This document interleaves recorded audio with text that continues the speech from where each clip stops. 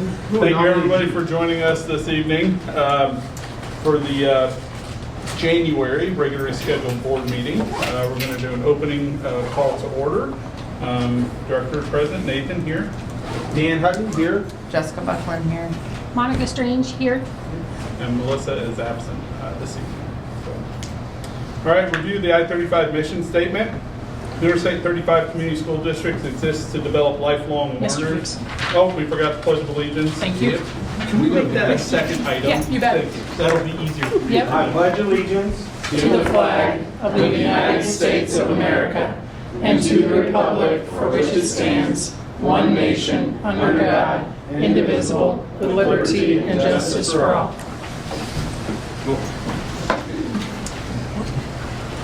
All right, back to the mission statement. The Interstate 35 Community School District exists to develop lifelong learners and responsible, productive, successful citizens in an ever-changing society. Our district's priorities are to articulate and support a cohesive, student-centered pre-K through 12 vision for continuous school improvement, engage in effective teaching and relevant learning for the 21st century, and operate with fiscal integrity, efficiency, and effectiveness. With that, we'll discuss and approve the agenda items. If there's no discussion, I'll entertain a motion to approve the agenda. I make a motion to approve the agenda. I second that motion. Properly moved and seconded. All those in favor? Aye. Aye. Opposed? All right, passes. All right, we have open forum. And I don't have any open forum submissions. Does anybody tonight. fill something out? Does Okay. anybody want to talk? All right. With that, we'll move on to the student representative report. Yeah. All right, well, this one's short and sweet to the point. With not having school, not a whole lot, really. So, we ended first semester, started second semester. Many students were excited to have that long break and staff, just a little break extra. There are FFA work sessions for like obtaining different proficiency degrees and awards and stuff like that. And that's at the St. Charles Parish. And that's really all I got for updates wise. Sports, there's boys JV and varsity game tonight. And tomorrow there is a game against DMC at DMC. And that starts at 4. And then Friday there's a senior night game, and that is against West Central Valley. As for the wrestling goes, the Rich Gray Memorial Tournament was held over the weekend. Over 400 kids participated in that, and from that, we placed 6th out of 21 teams, and Boston Mtg, who wrestled at 113, got 3rd place, and Nick Pasuti, he wrestled at 132, got 5th. Corbin Maxwell wrestled at 138 and got 2nd. And Bodie Stanley wrestled at 165 and got 3rd.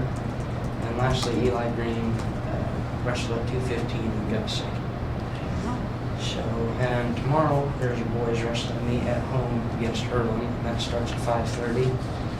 And that is their senior night for all the seniors.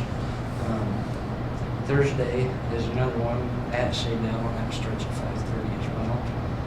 And then there is a girls' regional meet at the Iowa Event Center, and that starts at 11 on Friday. That's all I got. Sir. Any questions? No, I know this weekend was a madhouse. I think they said 30% more wrestlers this year than what they had last year. They had to actually add an additional mat in the wrestling room, so we weren't here till 9 o'clock at night. That was the anticipated. That's awesome. They're still here till 7 though, but And they did the girls in in the the junior high junior high gym Yeah. too. So it was a packed house. There were kids everywhere. Do you have what the girls placed? I don't have what the boys plays. Okay. No, but I know that one Sierra got placed first, one got third, third, and the other one got fourth. Fourth or fifth. Fourth or fifth. Jump.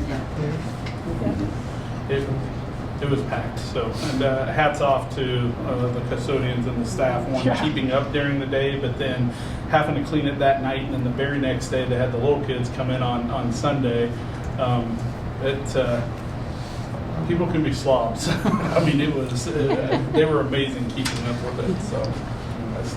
All right, well, thank you, sir, for the update. Thank you. All right, move on to the principal's report. Ms. Woods?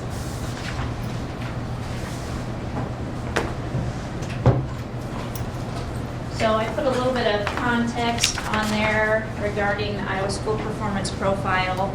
I know we've talked about it in bits and pieces, but just kind of giving you my 2 cents on it and things to kind of consider.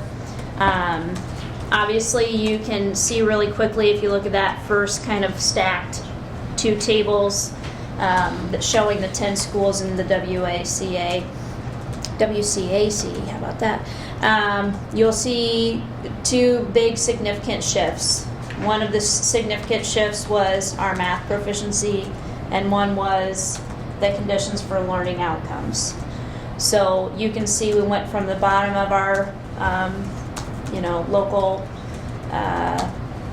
conference to almost the top in regards to how students feel about our school. Math proficiency went down a lot. If you recall, we average typically around 63%, 65% proficient when 3rd graders take the ISAS. Just a trend over time. Obviously, that's not where we want it to be, but that's kind of what you see when you look at trend lines. And last year, I want to say they dropped significantly. So I want to say they dropped 10 or more percent from their 3rd grade score to their 4th grade score. And so that drop in math relates to 3rd graders taking the 4th grade math test and us losing a significant amount of proficiency. I know we talked several times about that already, and that was evident on all the other kind of data sources that you've looked at. Steps that we've taken, we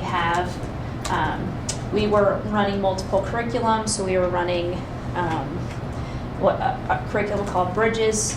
We picked up preschool my first year here. So when I first came, preschool was using some various resources. K through 1 was using Bridges, and 2 through 5 was using iReady, and so on. So one of the big steps we took time to do was to readjust that. We were seeing really good results with Bridges in the lower elementary, so we took that down to preschool and then up through 4th grade. So everybody's on a standard set curriculum at this point. We also purchased and initiated Bridges Intervention, which is that kind of next tier up that we talked about, that triangle and that MTSS structure. So we have that kind of diagnostic tool and those intervention resources and progress monitoring now in math that we did not have, anything for that in the past. We are also getting to where we are able to use some of our WIN for math. So last year was the first year we implemented that model, and 100% of the minutes went to reading. And now we're seeing where grades feel confident enough to step away from reading and start getting those additional intervention minutes built into that WIN system as well. Another factor when it comes to 3rd and 4th grade is that departmentalized structure. So putting a lot of time and energy into, Mrs. Douglas and Mr. Kroll and their capacity to teach rigorous, high-quality math and build their toolboxes. So a lot of steps around that to make sure that doesn't happen again. And preliminarily, I'll mention because 1st grade's over there. The math scores are looking very strong so far on what's turned in on FAST. So we're in that 2nd week of our winter screening window. So I'll be excited to see what comes of that for our 3rd and 4th graders as well when we get the rest of the data in. So, and then obviously you can see a little bit of a climb in ELA. I attribute a lot of that to that increase in writing instruction and the methods that are being used across the building. So one thing I always do one thing that weighs on me and something to know, I guess, is most schools that we're comparing to we're either comparing to probably a school that ends in 5th grade or schools that end in 6th grade. And 3rd grade is going to be typically a grade that really struggles with the ISAS because that's the first time, all those things. And so other schools that we're competing against balance that 3rd grade group out with those additional grades where we only have the 2. And so that's something to keep in mind when we're trying to move up that, I like to win, I don't like to be whatever we are, 7th We grade. go to what grade for ours? Our elementary is ended at 4th grade. So the data on here, like when you compare to, right, so like when you compare to Ogden or Woodward, Granger, or Earlham, their elementaries, you most generally tap out at 5th or 6th grade, and so that data, those big kids waiting soak the up 3rd those. graders, yeah, Yes. yeah. So that's one thing to always keep in mind. Like if we're feeling a little bit behind, that's one thing. Hey, like let's be realistic here. This is about this, and these are the data points that we have. And so obviously we want it to grow, and math was a concern, and that's something that we're really targeting because I'm not okay with that. But we're digging in and making sure it doesn't happen again. So So we consider what, middle school 5th through 8th? So do we pick who we're being compared to, or do they? No, this chart is my own, like, I like to know, and that's just my kind of personality. So on the Iowa School Performance Profile, You just grabbed these schools, yep, you can and you made search. sure you did it obviously, so you Right. can compare it Right, 2 years in a row. right. So our conference is typically schools that are close in proximity and then have similar enrollment numbers. Okay, so like So we Winterset's can- a lot bigger than us. So we- Right, Yeah. but we can also go into the state site and do like a 10 up, 10 down. So we can look at us and then compare to 10 schools across the state, not just kind of centrally Conference. located, but across the state. I was just kind of wondering because Yep. like Martinsdale, Winterset, and Clark are like really close Yep. to us that people Right. could open and enroll either way. Mhm. Like I would like to know where we stack up against the Right. people And I right, think some right of next door. yep, and we have documents that we can Yep. share with Okay. you that Yep, have I that think information. she's- Because we this look is at, just Mrs. Woods' red. Oh, that's fine. I was just Yeah, asking. that, I yeah. was And not I want to grilling you know, on it. I'm like good I with have the people on there that I know the principal, and I want to know that I'm winning, So like that's what I'm keeping track of. So, so Competition's healthy. yeah, it is. So but we often remind Mrs. Woods, as we Oh. will remind you, Okay. that this is not a sprint, this is a marathon. So we Yes. want them to Yes. be, when they get to where they're or proficient, that if that's in 4th grade, great. But if it's not until 5th grade, great. But the goal is to You've always gotta make get them to the top proficient. before you worry about staying there. whatever it's But and every it kid is. can get there differently. Yeah. And I would say, just on that note, things to know, when we get to this time of year, it can be really stressful, right? Teachers are administering these screeners. They've worked really hard up until this point, and sometimes you get data back that doesn't feel good, right?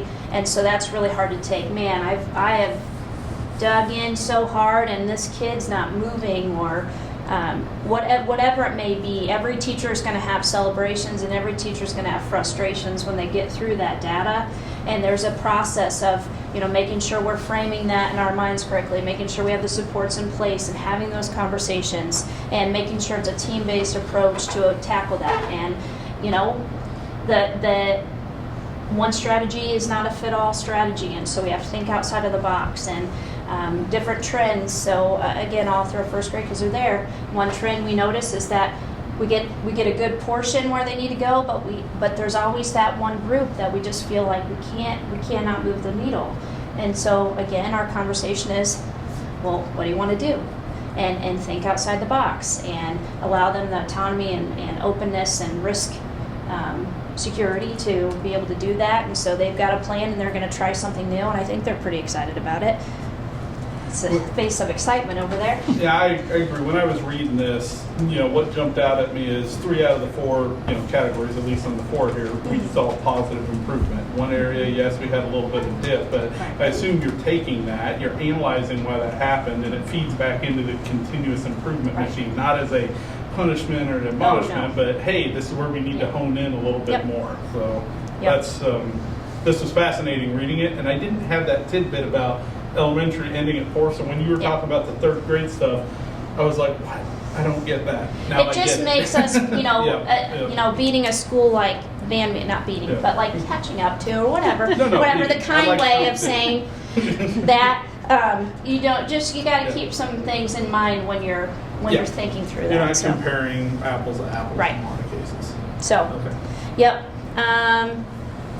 Trying to scan here.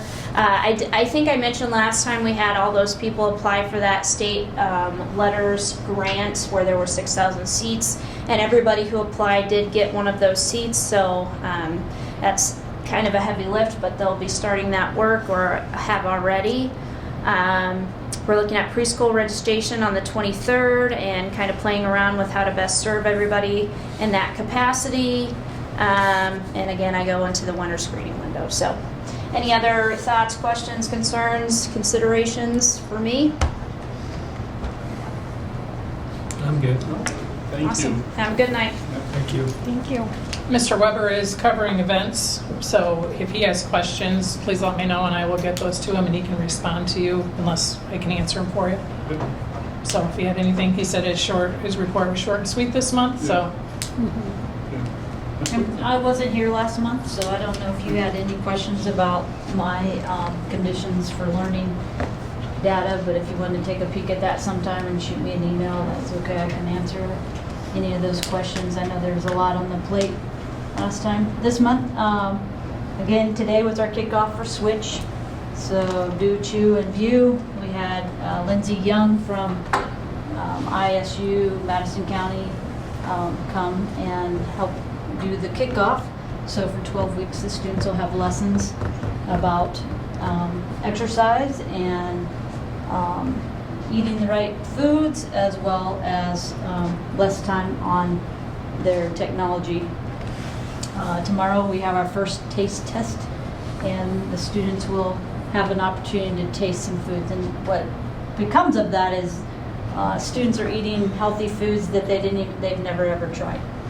And then there's also a cooking night where parents can sign up and will be given the food, and their families can make that food at home. So that's kind of cool. What type of food when you say never? Let's say sweet potatoes. How many students do you think have eaten sweet potatoes at home? Not too many. Really? And they find out, hey, that My head doesn't. was going to alligator. Oh, no, we don't. Well, they did sushi I was here, gonna say, I didn't want to they? go. I don't know. If I remember the pictures, they did sushi and stuff. Yeah. Yeah, they have it, I don't just, know. they might have like papaya, just Yeah. things that are, maybe you can get, we don't, yeah, things, Now, things some local things to here, but. could go, where's the head cook? She might know. Some things can go on the regular. Actually, I think we talked to Rose, I think we're gonna help them do raw beets and jickamas. Yeah, I don't even know what jickamas So, like, is. jickamas are like in the pea family, which I would have never guessed, we thought they were in the potato family, which. Yeah.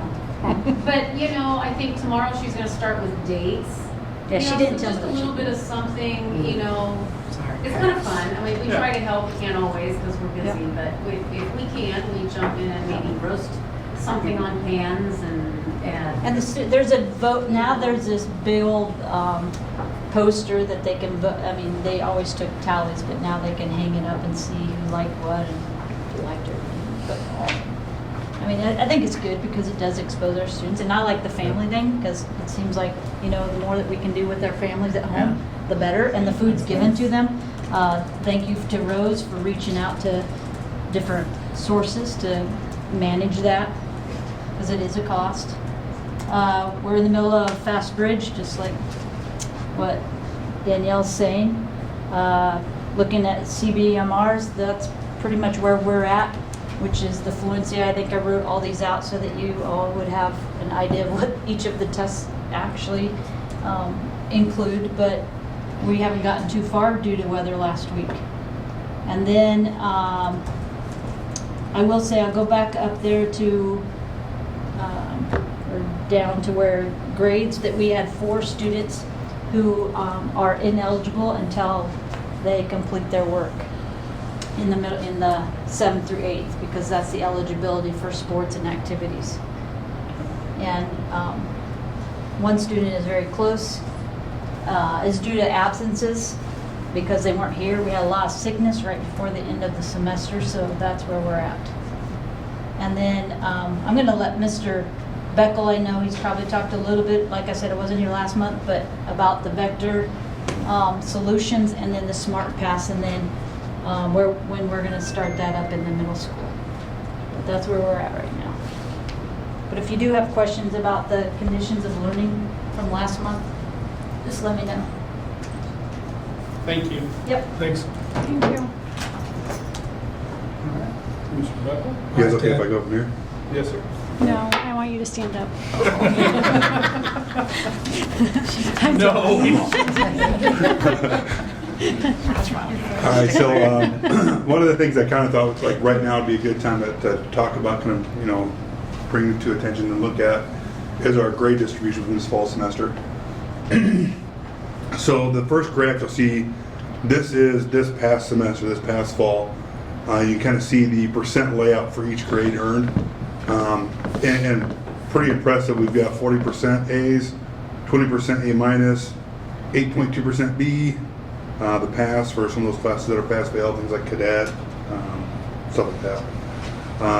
The B plus is 9.3, B minus 5.7, C 4.3, C plus 3.3, and F, at the time that graph was made, it was at 1.7. You'll notice there's not a whole lot of D and F on this graph. And I'll kind of get to that in just a minute.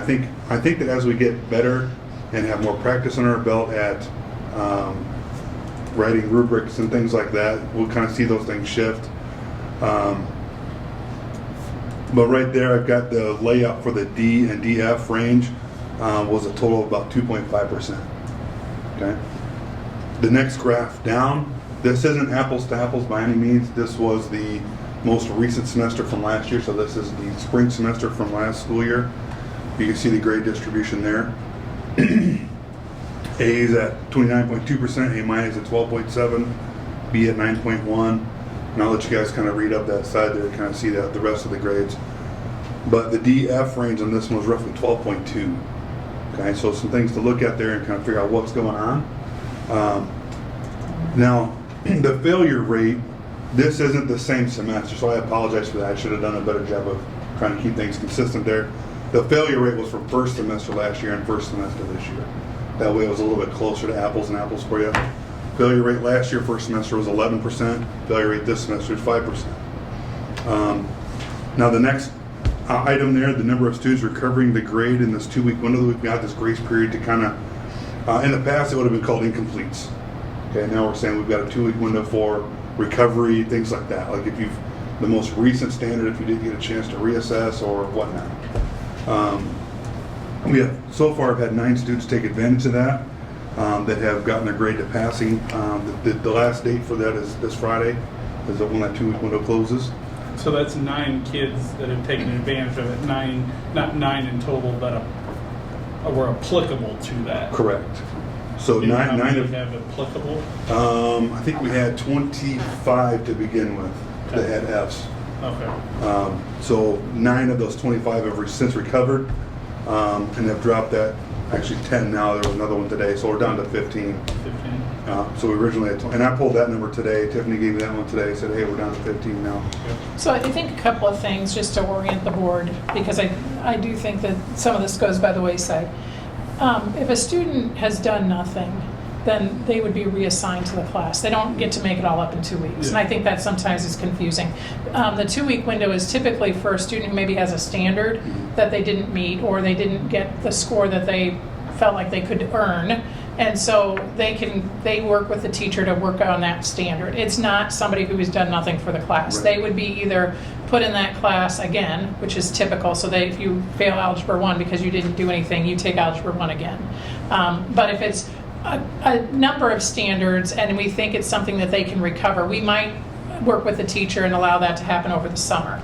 So I just want to make sure everybody understands that we're talking about maybe a standard right now that they're recovering. It's not kids who have not done anything for a class. Like they get reassigned to that class. So if you were in Algebra 1 and you failed because you didn't do anything, you're in Algebra 1 again, you actually get pulled out of Algebra 2 or Algebra 1 second semester, I believe, because you can't go on. And so you have to take it off. And you just lose the opportunity then for electives in later years. But this is not...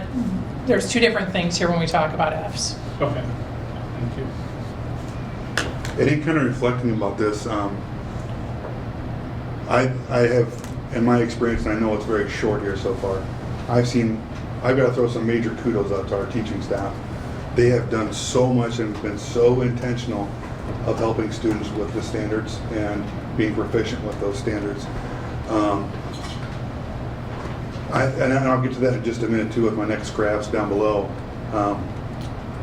One of the things we've noticed as we've been trying to intervene and help students out this semester, our building assistance team, our BAT team, in the past we've been able to pull up grade books and say, here's your missing assignments, and we could pull a kid and be like, you sit here until this homework assignment's done.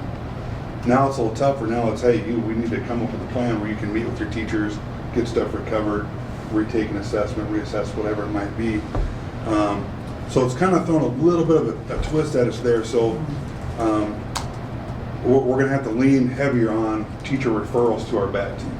Like, hey, I need some extra help getting this kid motivated, or I need someone to kind of keep their thumb on this kid for a couple weeks until that grade's caught up. So we're going to have to push a little bit harder for those to come through, like, hey, let us know if you need help, type of thing. Because it's a little bit harder to pull from data right now. And when you do that, and I think I've asked this question before, but I'm probably going to ask it again and ask it again. Okay. Are we having kids do other body of evidence submission before we allow them to reassess? Like, we're not allowing just reassess. Like, they have to go back and do homework. Yep. So that's been a big push from us. Like, hey, you don't have to just give a kid another assessment or the same test. We don't want that at all. Yeah. That's a big push forward, that body of evidence, and help with some relevance to homework, so to say. Yeah. Sit down, demonstrate that you're ready to take that assessment. Show me why you should have another chance to do this. So that's kind of been the push too. Okay. And it feels like it's some of the conversations, like some people just kind of needed to hear that. Like, oh, I can do that? Yes, absolutely, please do that. So yeah, that's been kind of our push. Okay. And also, and this is a conversation that we'll talk about a little bit later because Director Buckland had asked me specifically about some of these things, and one of the things was, if kids aren't motivated to do their work, like homework, getting a score for that, why would they do it? And so we've talked about that kind of internally, and we can talk about it, like I said, when we go over a couple of things in the superintendent report, but it fits here. One of the things that some of the teachers, because we ask teachers, how are you doing this? And some of them will say, well, a student can't take the assessment until they've got their body of evidence complete so that I say it's satisfactory. So if they were able to show competence on the first two bodies of evidence and they don't need to use the third one as a practice, and the teacher's okay with that, then they can assess. But if a student doesn't do the body of evidence, doesn't do any of them, and the teacher says you can't do the assessment until you get those bodies of evidence in, because that's where the feedback should be coming, is in those body of evidence, so that when they do take the assessment, they should be ready to go. Would you say all of our teachers are doing that, requiring bodies of evidence? I wouldn't be able to say all, you know what I mean, but I would say a majority. Yeah. I mean, I haven't really Yeah. dug into it. And I'll be transparent, that's the type of thing I'd love to see updated in the handbook to actually Yeah. potentially Part of mandate. Yep. policy You or have to whatever. have at least, one body of evidence. At the discretion of the teacher, whatever it Yeah. is. Yeah. So, Take but it we out can, again, try to get a solution, but that's just an example where, Right. you have that accountability piece baked into not only, what Ms. Good has been telling me, this is about measuring what the kid knows, but I'm also wanting to make sure that we're creating successful citizens, Yep. Right. as part of the mission statement. So anyways. Good okay. job, thank you. Yeah. So down below and next is just kind of, this is something added, so if you looked at this a couple days ago, this is a new piece, so I apologize for that. These are great graphs, by the way. Thank you. These were just, this is updated today, so it's the 7th hour today. Oh, okay. Our math teachers had just gotten to be able to give the A-math test today, and our language arts teachers will be doing theirs tomorrow. Again, because of kind of the weather kind of pushed us back a little bit. But the reason, like, we snagged these, kind of talking to our math team, they're like, hey, check this out, we're seeing some good growth already. So if you, the letters at the bottom, the FWS, so fall, winter, spring, and then the 3 categories that we have, there are high need, some need, and on track, basically. The green's on track, red's high need. So you can see the numbers kind of going down or decreasing in the high need, decreasing in some need, and and then on track going up a little bit. So we're seeing some progress there. And again, I feel that has to do with our intentional intervention and really ensuring that students are getting the skills that they need in that subject. And I'm hoping to see the same thing with the ELA stats too. So now this doesn't have every single class. I didn't have 8th hour in there, but one teacher's got 8th hour open, and the other one's got senior math classes for the most part, the more advanced ones.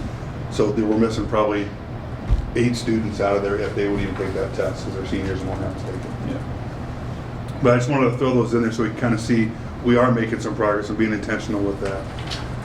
And just a couple reminders for me to give you some updates. We've talked about this stuff in the past.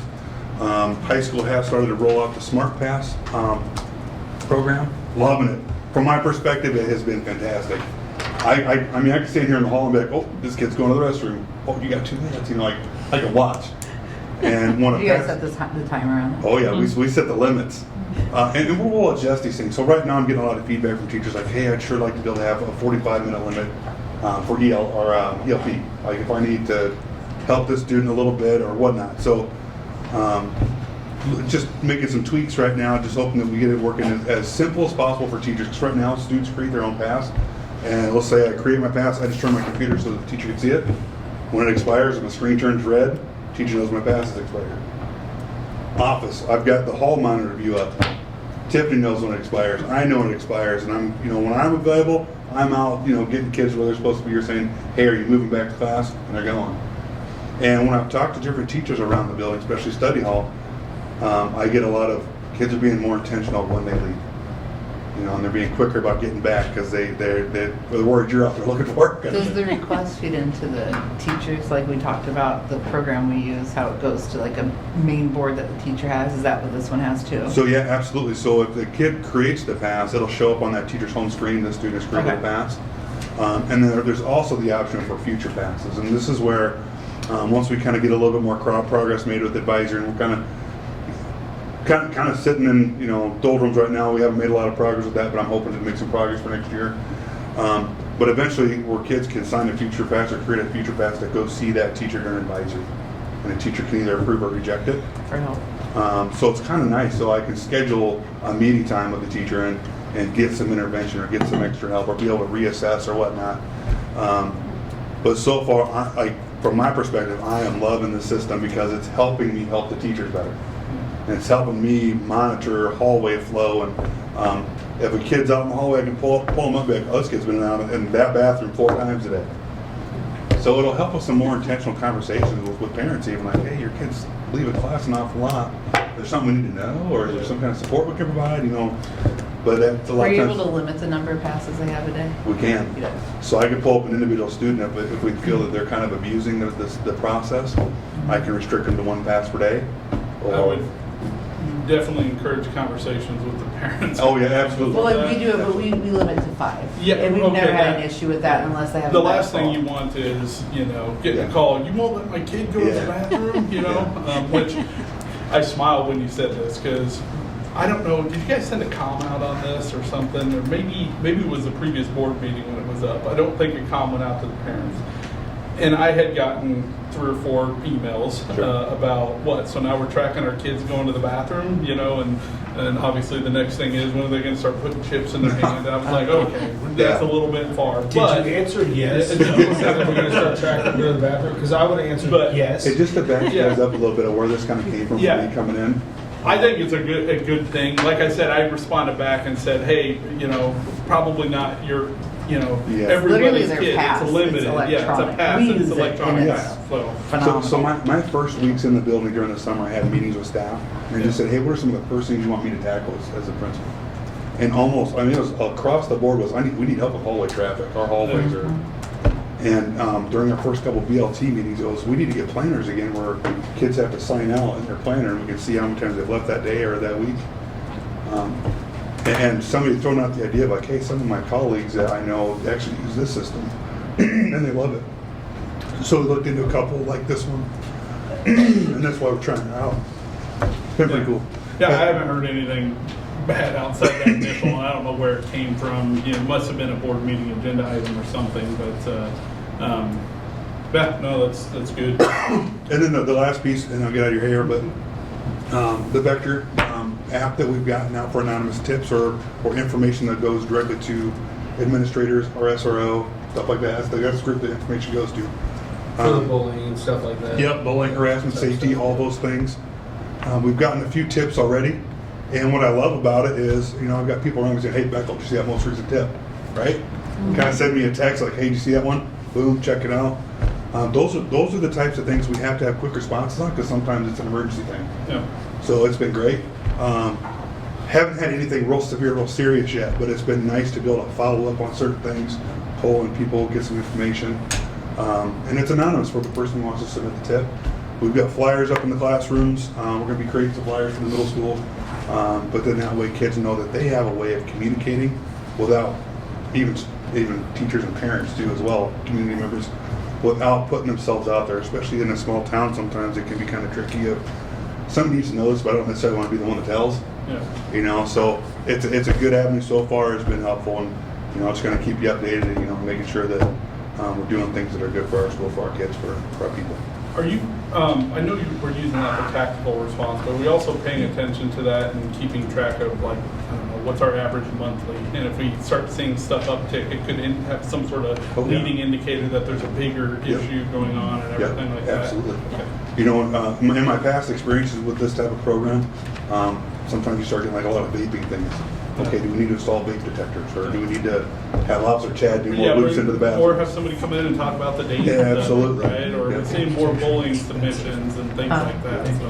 They work though. Yeah. We catch them every day. You guys use them? We use them, yeah. Might have to touch base with you. Yeah. Anyway, that's all I've got, so I appreciate it. Or any questions before I go back to my seat? That was fair. Thank you. All right, bring your Ted hat back. All right. He's not Ted.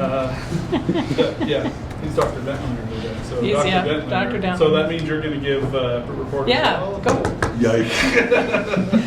All right, couple of things. I had asked last time about a standing report, and I think the consensus was we definitely wanted facilities in that. So every month I'll have an update on building and grounds and facilities. So you'll see one of the questions that I was asked, if you have things, I guess to preface, if you have things that you'd like more information about, let me know and I can make sure I include them in this in addition to kind of what's going on in our projects. But I was asked about the difference between a competitive bid and a competitive quote. So if you look at the back side or the second page of the agenda here, this is what breaks down, and this gets updated by the Department of, it's a weird one, I think it's transportation, and they change some of the numbers. So we are projects, horizontal and vertical. Horizontal is a project that's actually wider than it is tall. So like bridges, airport, runways, things that we wouldn't deal with. So we're talking primarily vertical here, things that you grow up from the ground. And so we are a city with less than 50,000 population. So we're in that vertical cities with less than 50,000 population. In order to have a competitive bid, you have to project that the bid is going to be over $196,000. If the project's going to be over $196,000, then you have to get a competitive bid. And there's a separate set of processes for bidding. And if you need a competitive quote, it's supposed to be projected at over $81,000. And so in our district, this really comes into play because we don't always get a lot of bids. We don't always get a lot of quotes. So we might put something out for a competitive quote, and we might get one or two people to give us a quote. And so the process for a quote is simply, can you give us an idea of what this is going to cost? We bring it to you, and then you guys decide if we're going to do that. So like for our air conditioning project, which you'll see later on, that's a competitive quote because it's less than $181,000 or $196,000. It's projected to be less than that. So we didn't have to go through a bid process. We can do a bid process through anything, but the challenge is there's a lot more stipulations to that. You have to publish it in the paper. You have to have so many days of waiting. Here, if we know we have a project that we need to do, like the air conditioning for the science, and we know it's not going to be more than $196,000, we can just ask people to say, if you have this project, what will it take you to do it for us? And so that's the difference between those two things. The other thing about our project is We're working on the AC heat options for the 3 rooms in the high school that will go into the grant, or to the bond that we have for that project. So you'll see that a little bit later. I own this completely. I inadvertently left kind of the major thing that we were supposed to do in this project off the agenda. So we will be putting out the ability for our group DCI to issue a call for bids, and we'll have that meeting on Wednesday. I'll publish it tomorrow so that we have the 24-hour timeline. Our date was to get it sent out on Wednesday, and we can still meet that. I apologize, but that's kind of the update. We got the, I think, quotes or the bids approved for the science renovations. We did that over the last week and a half. So those are all good to go. Those people have those contracts now. They've made sure they've given us their bonding capacity, their insurance, all those things are now with DCI. So that's all on track to go.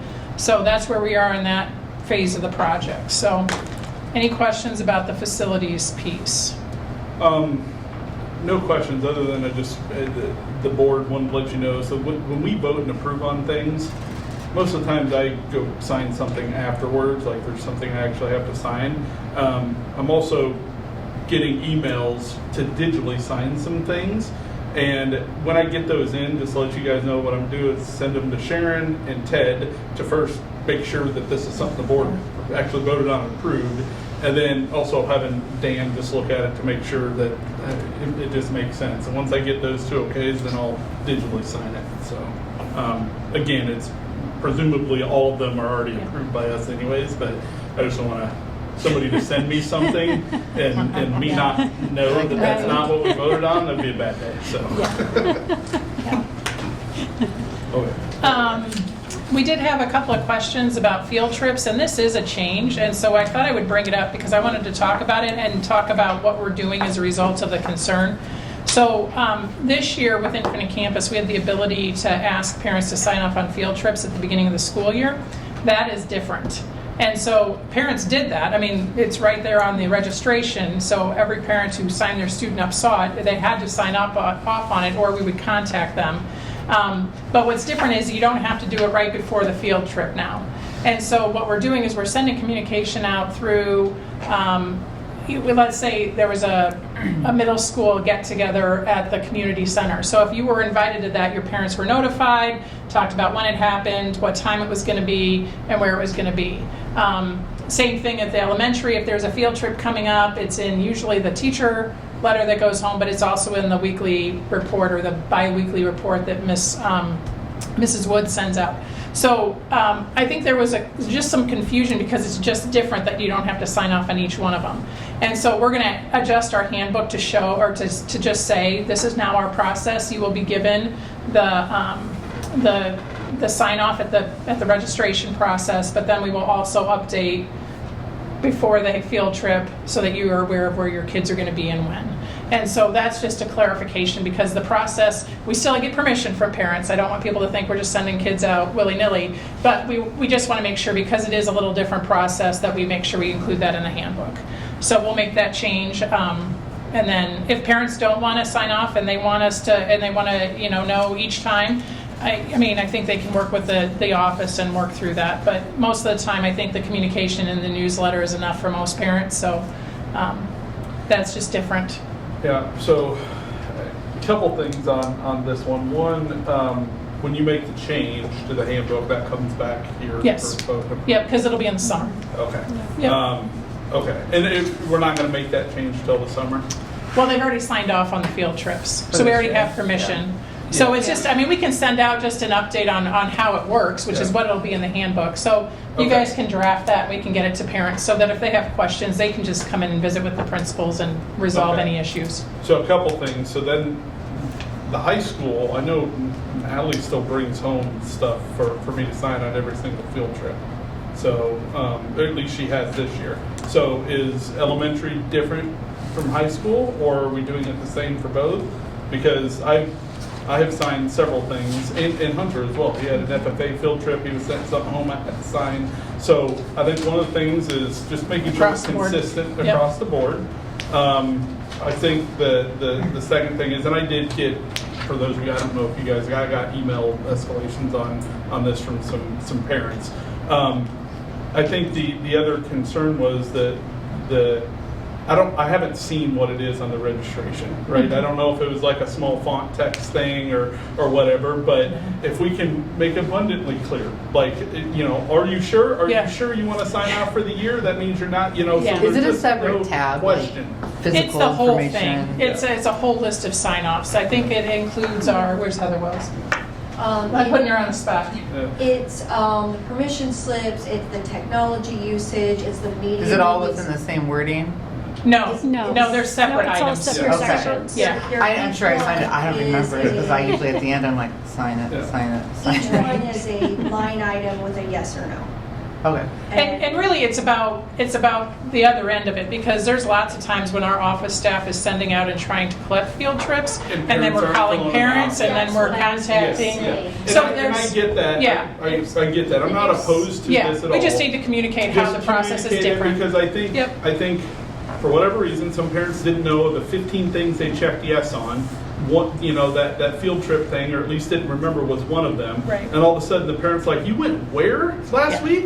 They took you where?" Yeah. I think some of it, and I Yeah. didn't make sure I didn't speak out on this, was the service learning things. And my response to that was, this is a new program.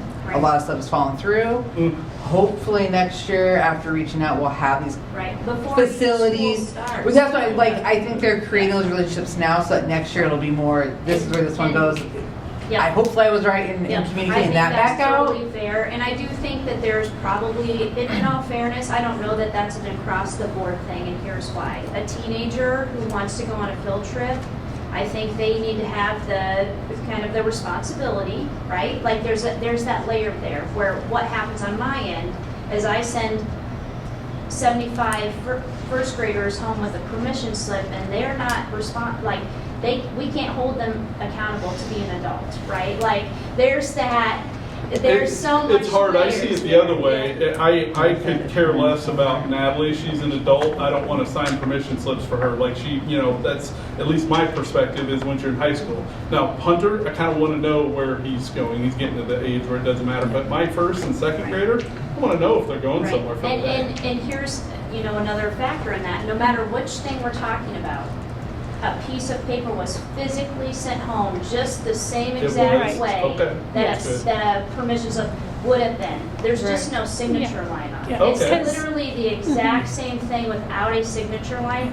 And then I will say also with kindergarten, for example, when lunch was part of a situation, I think they had their their theater one earlier, and their lunchtime was affected.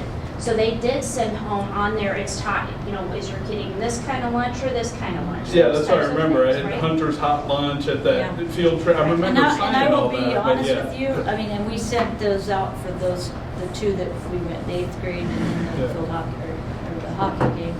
And I know that for the dance, or the celebration for the book challenge, parents were emailed and they were sent home the form, or not a form, but to tell them that we were going over it. So, Is But preschool you're right. included in that? Which parts? The They the did- generalized, No. okay.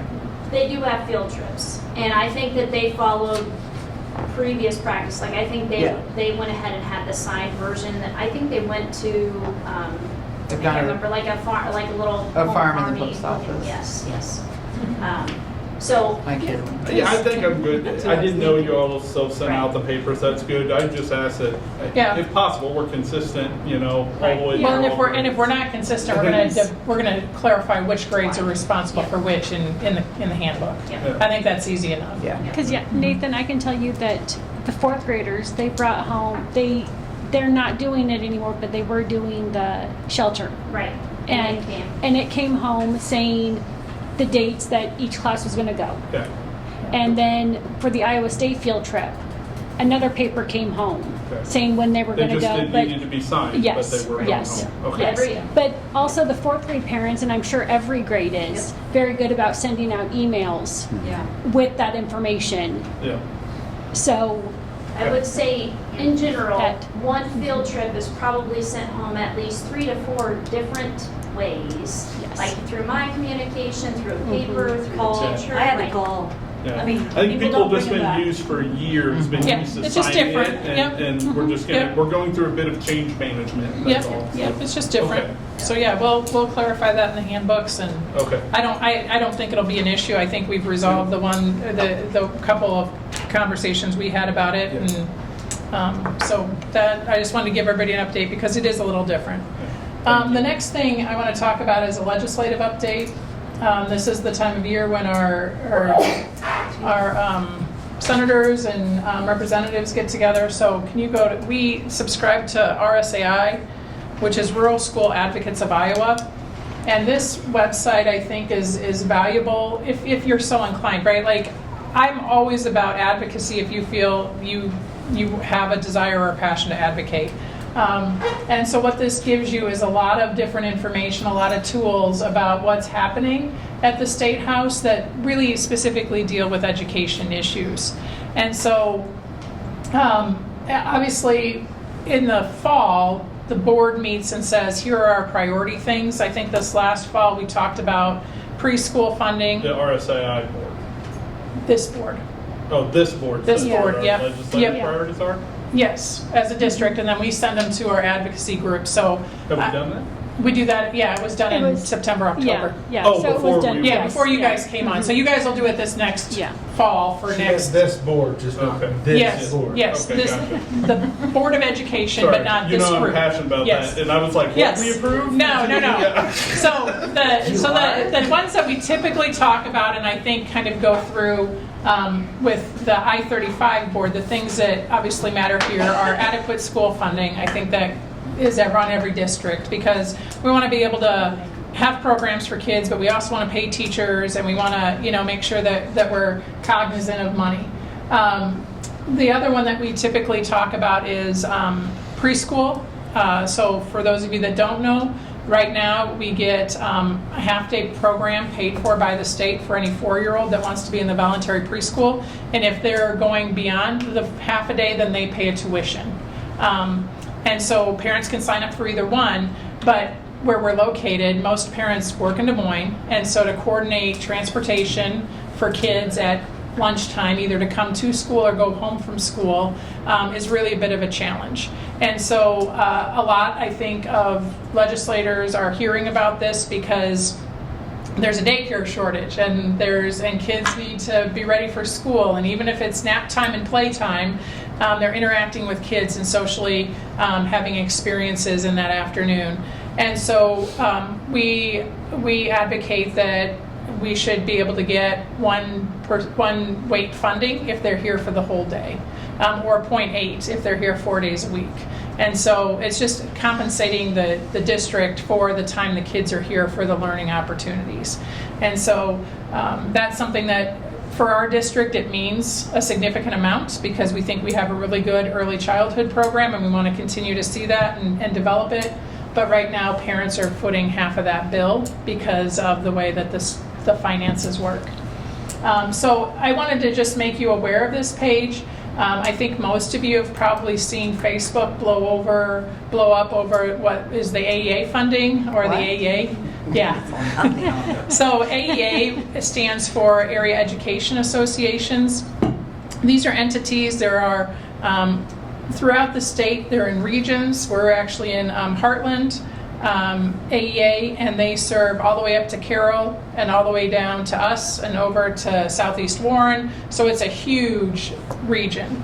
And what they do is they provide services to schools that maybe you can't afford on your own, or maybe you don't need full time, or maybe they're specialized enough that you wouldn't use them except in an unusual circumstance. They do some trainings, they do print services, they have a library where our teachers can check out classroom sets of books so that we don't have to buy those, so it's just a pretty big agency that provides a lot of services to education. And I think the challenge is that it's been in existence for 50 years, and I don't think it's really ever had an overhaul. And I think that's probably some of the contention, that there's probably some extra in AEA that schools maybe don't use anymore, or maybe they don't use as effectively, or maybe we're not publicizing what those are. And so I think there's a real push right now at the state level, especially by the governor. And I think her basis is it's based on some data. Our special ed data on the NAEP assessment is not strong. But I think you need to understand not all of our kids take the NAEP assessment. We have 70,000 kids in the state of Iowa, I think, that are on an IEP, and 260 took the test, right? So that's our pool of numbers that we're looking at. And so we're just asking, we met with Senator Sinclair and Representative Sorensen on Friday, Mr. Weber and I did, and we're asking that they get as much information as they can, because I do think that there's some work to be done to improve the AEA. And I think the AEA knows that. So I just don't want to throw the baby out with the bathwater. You know, if they've got good services that we need and we use, then I think we need to figure out how does that work. Right now, the money is flow through, so we get $467,000 from the state, both in federal money for special ed and in state money, and that goes directly to the AEA. And so one of the things I think that's being proposed is that $467,000 comes to the district, and then we contract with the AEA. Is one of the ideas they have. So if we don't have a need for that service, we don't pay for that service, and so that's a little different. The challenge we have is we don't know who's going to come to our door tomorrow and maybe need services. And it may be somebody who needs 25 minutes of services every week. There's no way we're going to hire somebody to do 25 minutes with one kid every week. And so that's when we have to be able to use a resource like the AEA. So the challenge that we're seeing is timeline, because one of the things that happened is, I think the other big topic that maybe you've heard about is teacher pay. And so the increase to teacher pay, so if you've been teaching for less than 12 years, the base pay would start at $50,000. Right now, we're at, with TSS money, which is teacher supplemental salary, or teacher salary supplemental money, that's what TSS stands for, we're at about $40,000, $41,000, so this would be a $9,000 increase to all of our teachers that are less than 12 years. And if you're more than 12 years, you would jump to $62,500 or $62,000, 62 or $62,500, I can't remember. And that would be TSS money that's assigned. That's also included in the AEA bill. And so if we're going to try to start negotiating contracts with teachers and that bill has not been resolved, or that is not pulled out as a separate item, then it could be a while before we get negotiations done, which causes anxiety with teachers. And so there's just some things around that AEA bill. I know that there's been a proposed amendment. I think it comes out tomorrow. You guys, I think that's when it comes out. So I'll give you more information. Director Gibson had asked me for some information, so I gave you some just talking points or things that I was thinking about. But I also want you guys to be informed. And if you're passionate and you enjoy lobbying, then I want to give you as much information or answer as many questions as you have. And if not, then I thank you, because it's really up to the individual. And we ask teachers the same thing. We don't tell you what to lobby for. If that's something you're passionate about and I can give you information, I'll give you whatever information I can. But I wanted to make you aware of this website so that you knew that it was available. I would like to work with you and potentially, I assume they have a lobbyist that sits up in the Capitol. One of the things I'd like to look at is the dropout prevention funding program that's got us frozen at 3.5%. If we can get that up to 5%, that's an extra $90,000, $100,000 for the district, which pays for the SRO. So I've already pinged Senator Sinclair on that, as well as Representative Fry, who's some of our representatives in this area. But if we can get that lobbyist to be pushing that, and she does, and I would like you to meet her. We can actually have she'll come down and meet with you and visit, because I do think that there's, and anybody else, right? I'm not just saying Mr. Gibson. I know it's a passion of his, but anybody who wants to meet with the lobbyist, we can definitely arrange that. And the thing about RSAI is they look at it from the rural school perspective. So it's Rural School Advocates of Iowa. And so in October, we always go to an annual meeting, and I typically have the board president go with me. And that's when we start talking about these issues, saying this is what I-35 wants you to lobby on, but it's the conglomeration of all the rural schools that they advocate for. So you can see in these, like there's positions and they'll tell you why they agree with it or why they don't, and what their recommending changes would be. Doesn't mean we have to agree with them. It just means that's where their position is based on the bylaws and the principles of the Rural School Advocates Group. So that's legislative. And the other one, So I have a question. oh yeah, sorry.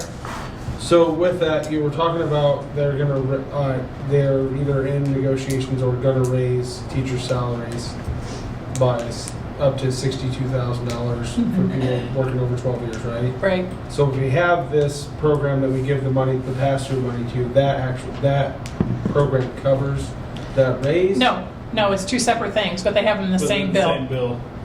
Hate it when they do that. Yeah, All right. yeah. So when we had talked when we talked to the representatives last week, we said we'd like you to take it out because I think everybody can get behind paying teachers more money. I think I think everybody can get behind that. But I think there's a lot of angst about what's going to happen with the AEAs.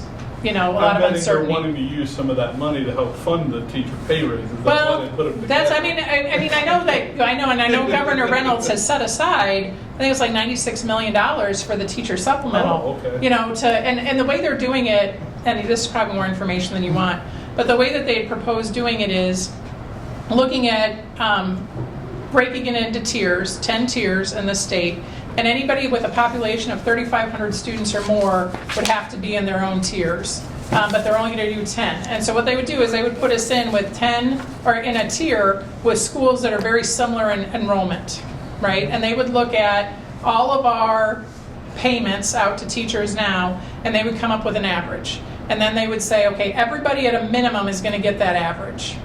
Okay? And then if you're below the average, they're going to do another look and they're going to bring everybody up to the average so that, because you can't, you got to be able to pay them. Yeah. And so there's I'm sure it's a well thought out process, but it's just there's ways to make sure that no district is being penalized because their rate hasn't been as high as some of the bigger districts. And that it's actually being proposed to be put in the formula, which means it very rarely can be pulled out. So it's sustained money, which is a good thing for us. It's not a mandate with no funding. So lots of positive energy around that, and I think well deserved. But right now it just sits in that AEA bill. Yeah. So. Okay. So that's legislative. And then I was asked a couple of questions about the grading, and so I'm going to have the team kind of help me respond to some of those. We came up with, after our work session, and I've had the opportunity to visit with a couple of board members on some of these topics since then, we came up with an action plan that I think we shared with you. Last Thursday in our admin meeting, we went through the action plan and started to look at what have we finalized and what do we need to do next. And I think the challenge is... Do you have that? It was, I Was it in the past meeting? can you pull it up there? Past meetings. It was in, I think, it was in the It's work not in the session. agenda. Yeah, it was in the work session. But that you guys all have access to the document. I will share it with you again. Okay. It was on a past board agenda. Let me just take this for right now. So this is what it looks like from our side. We took all of the kind of the concerns from the academic session that we had, and then concerns that teachers had brought to us, and we created this document. And so obviously we always want quality teaching practices and making sure we're teaching around standards. I think everybody on the board understands that. We want quality teaching, and so that's not really a concern, but we want to make sure that we're mindful of that as we make changes. We also had accountability. I think this is a kind of a big one for our community is, are they ready to go out and have a job? Are they ready to go out and be accountable for their time, for their work ethic, for all of those things? And so what does that look like? So we have, if you go to the very top of this page, the left-hand side is the elementary, the middle is the middle school, and then the the fourth column over is the high school. And then do we have things for the district office to kind of be reaching out for? So that's all listed here. If it's in green, it's something that we've actually initiated and actually started working toward. If it's in yellow, it means that we've actually had action taken on it, and we're following up on that. So like the one-time only grace period, Mr. Beckel reported out, we're in the process of that, and 9 students have taken advantage of that. Because the concern was, because this is a new process, will students be able to, if they didn't know, will they have time to, so it's not a final grade. And we wanted to make sure, yeah, that's a legitimate concern, so we have that 2-week period. So some of these things are in process. I know his leadership team is going to evaluate that and see how effective it was, what kinds of things were they dealing with, and then bringing that back. And then things that are in red, I think there's a couple at the bottom, are things that we are saying we've done. So the assessment, reassessment, reasonable expectations, meaning conferencing with students, communicating with parents, scheduling reteach sessions, and assessing using differentiation. That's something that we have done training at the middle school with all of our teachers on.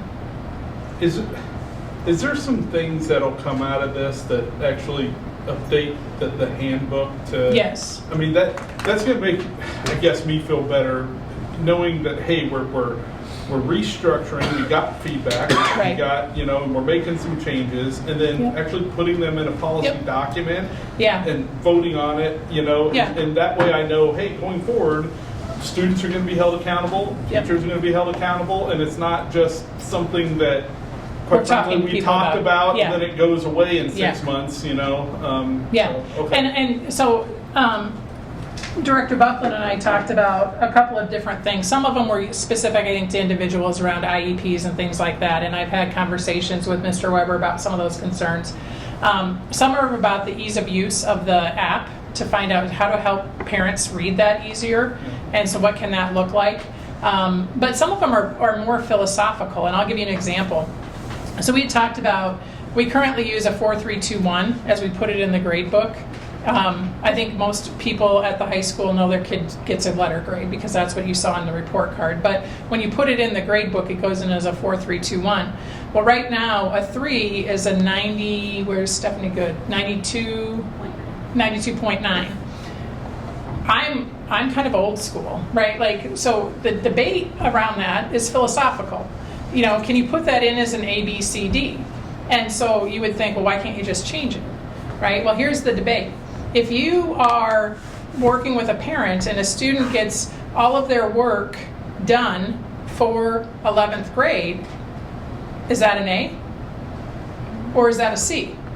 Because when I was younger, it was a C. You were average. You did what was required at that grade level, but that's not how we view grades right now, kind of in the world, not just at I-35. And so the conversation then becomes, so is it a C or is it an A? And right now it's an A-, right? And so the question was, if what was a 3 becomes a B, to me that's middle ground. But you have to change mindsets around that, because it's not as easy as, well, it should be a C or it should be an A, because those are philosophical differences. And so last week, the standards reference grading met and started talking about this. The other concern was the accountability piece, and I think you and I visited about that one as well, and I know I talked to a couple other board members about that one. And that one, I almost feel like sometimes it's reminding teachers that they have permission to make some of those decisions, right? Like, you don't have to let a student take a test if they haven't done the homework, right? Like, that's and that's what just I'm saying. That's where I'd like to see a policy update saying you have to have at least one body of evidence. Right. I don't know what that is. Maybe it's two, where we say it at the discretion of the teacher, but I think the teacher then has to have something that communicates that to parents what that's going to look like. And so sometimes it's easier just to have a blanket, but I know as a teacher, I don't do the same thing that somebody else might do, and it might be effective for me, but it might not be effective for them. So we don't want to take autonomy away from teachers either, and so it's finding that balance. I agree. Don't want to take the time away from teachers, but I think a lot of times our policies and our guidelines that we have are meant to give instructions around where the bumpers are, because if people had complete autonomy, it'd be complete chaos. And I still go back to, for me, You know, I keep reading it, successful citizens in an Yep. ever-changing society. It's not just that they know the standard, it's that they were giving accountability and they were giving opportunities to make good choices with positive outcomes or make bad choices with, you know, opportunities Consequences, to learn. yeah. Consequences. Consequences, yeah. Right? So Yeah. that needs to be baked into our overall curriculum Yeah. because our goal as successful Yeah. citizens. And I think that's the balance we're trying to strike with the Yeah. SRG. I think the committee, I think all the administrative team has heard those big concerns, and we are cognizant of that. We decide we can't make a change for second semester just because of the way Infant Campus set up and the way that kids are enrolled in classes. So anything that we change will be for next school year. But we will communicate that all. I would anticipate you guys are meeting when next? Next week. And so they'll start to draft some of that. But one of the things we can task that group with is, what does that look like now in the handbook? Yeah.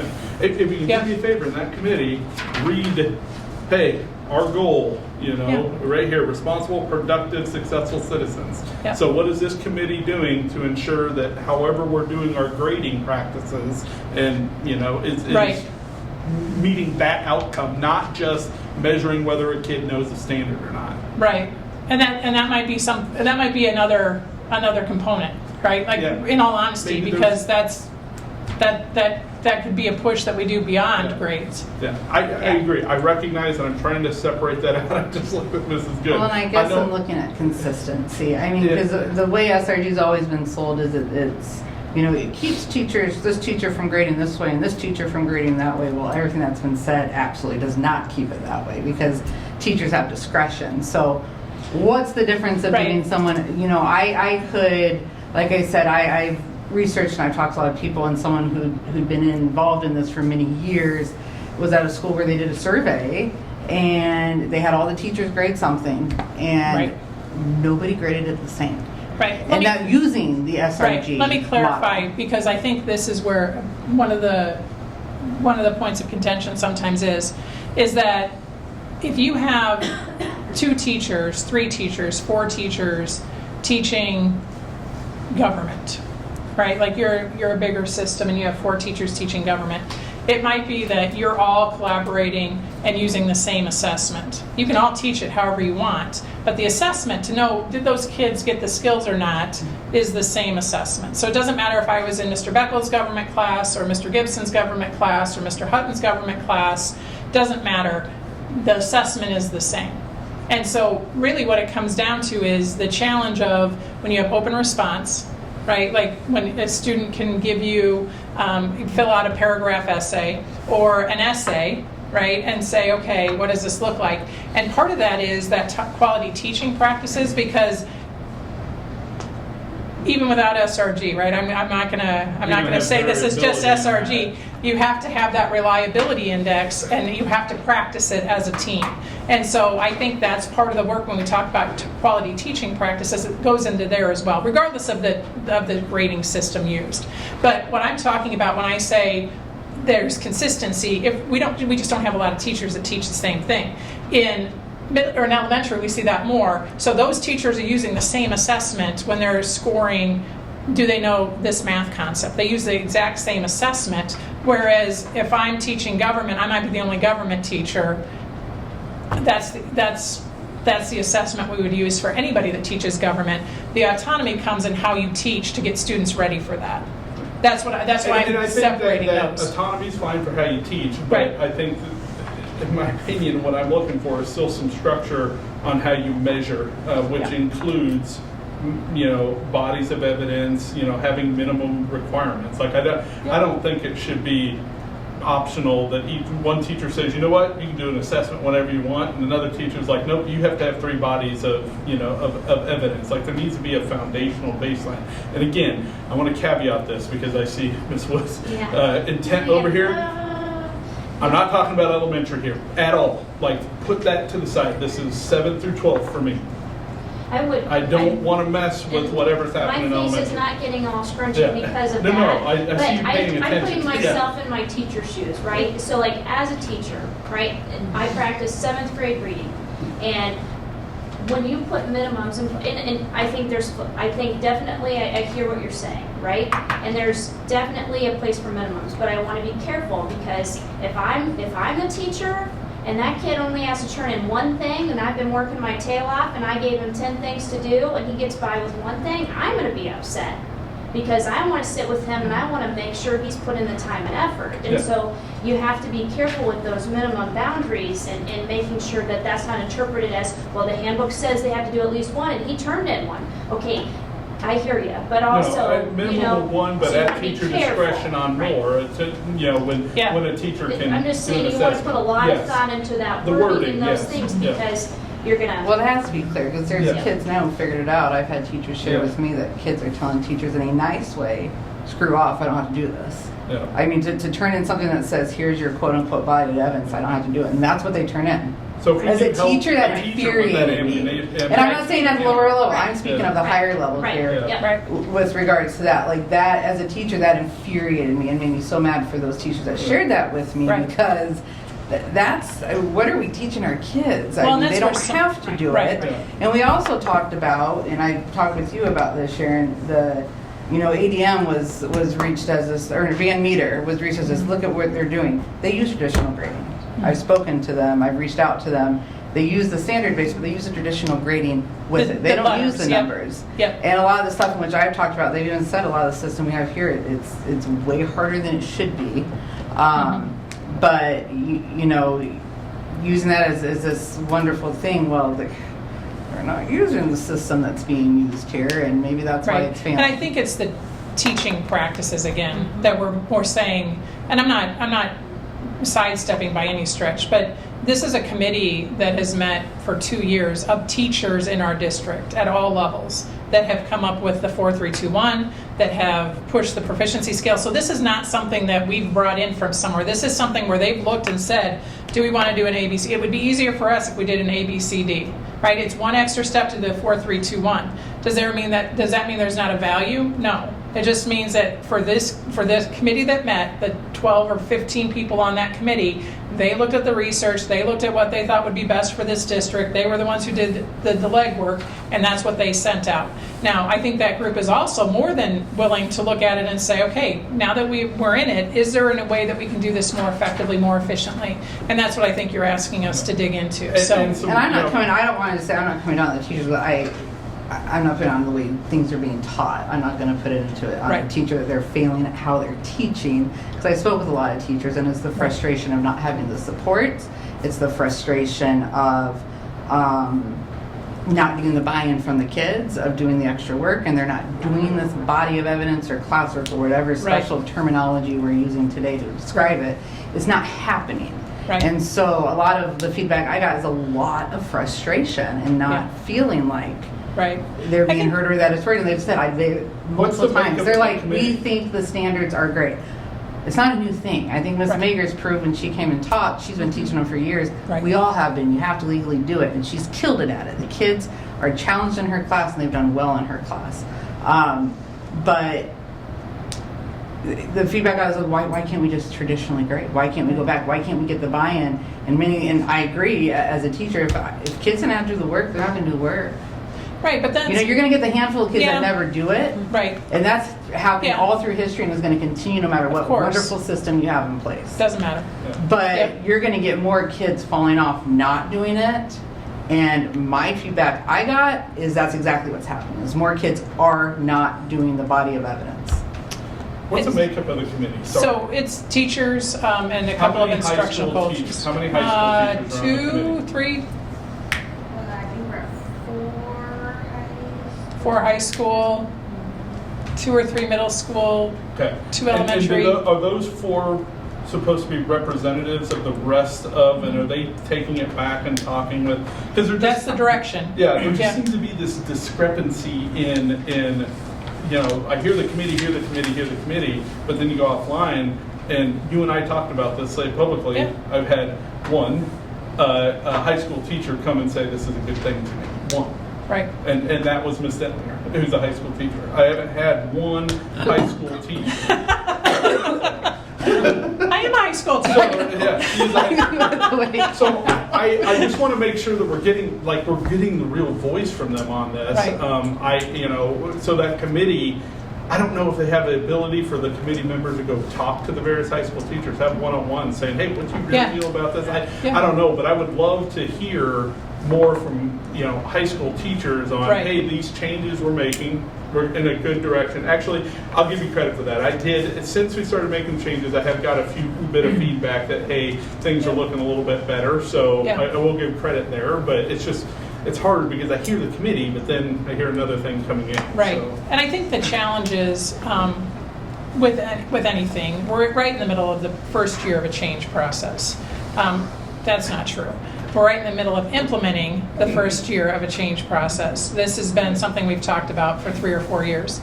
And when people get stuck, there is frustration, and we respect that. I think the other thing to kind of keep in mind is, and I'll use Van Meter and I'll use Sue Magers because they were both brought up here. Van Meter, if you don't have your homework done, you stay after school and parents come pick you up. Right? Like they're here, right? Like that's part of the equation. Sue Magers' biggest frustration right now is kids not doing work. I mean, she's a great teacher. We have lots of great teachers here. And that's a frustration. And and I'm not saying all, but we'll contact parents and say, Adam doesn't have his work done. He needs to stay after. I can't come get him. He needs to be on the bus. So what are the options for other consequences if they don't do their right? homework? Well, That's and what we need to we only explore. have so much time during the day, Yeah. right? And so if we need to structure that a different way, we have some ideas how we can do that, and we'll bring those to you as we start next year. But I do think that there are some things we can do to make that process a little easier, to help students be accountable and have, I wouldn't say consequences, I would say opportunities. Or you could also go right? the other way with it, incentivize it some way. Hey, you get an extra bathroom pass on your electronic thing if I don't know. Yeah. But anyway, We implemented you get an extra study minute on your table. hallway pass. I don't know. And that's what And we we're have talking about. teachers in which they get Yeah. a stipend for that, and Yeah. they do the study That's table what we're 2 nights a talking, week. things And then like that. actually athletes are required to go if they even hit a certain grade mark, Right. whether they're failing or not, to keep them from Right. doing it. And those 2 Right. nights a week, and they know, and coaches know. This is so what then it if is. they miss Yeah. half a practice or something, it's because Yeah. that's where you're supposed to be. Right.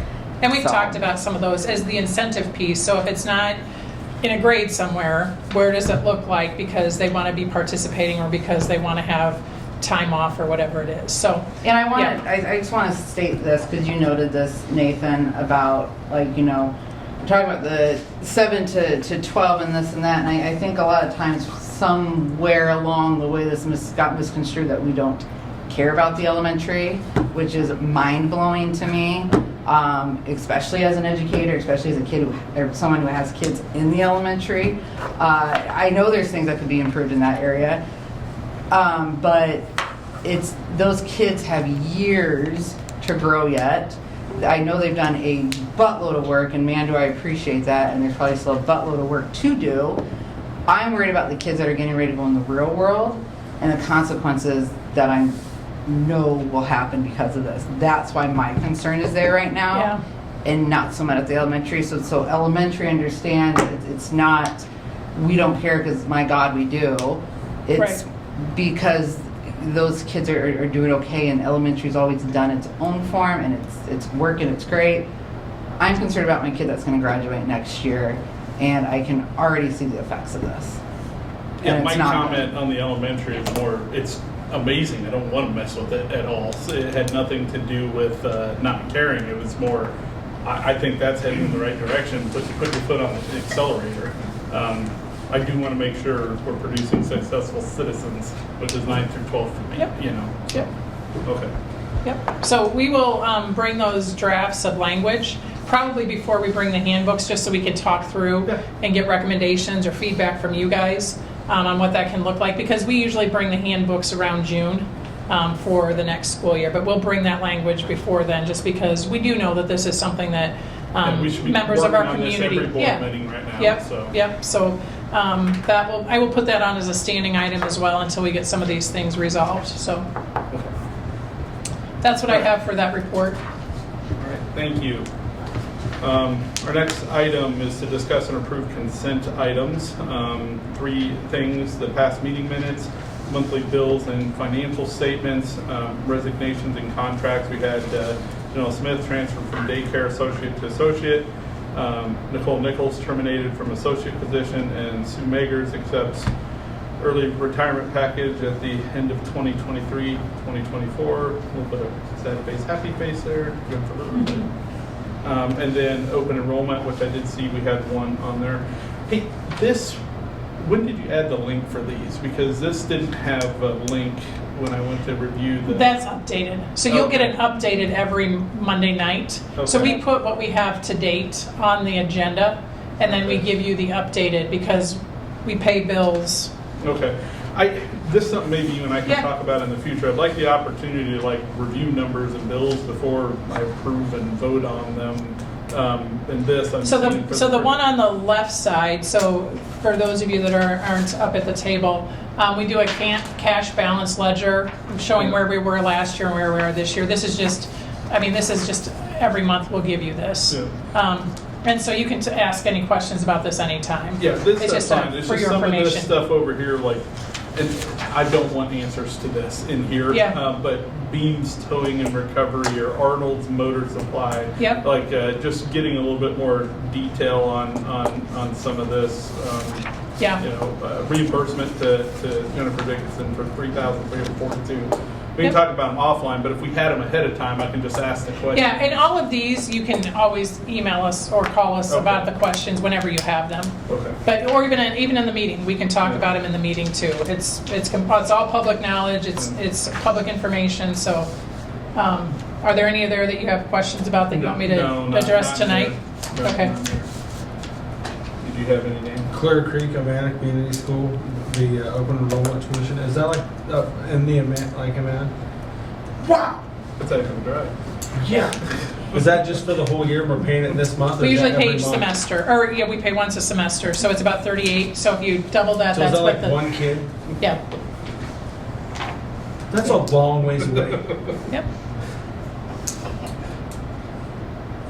Yep, so you see Winterset Community School District, we pay them I understand all the $77,000. ones that are right Yeah. around here. I am not understanding.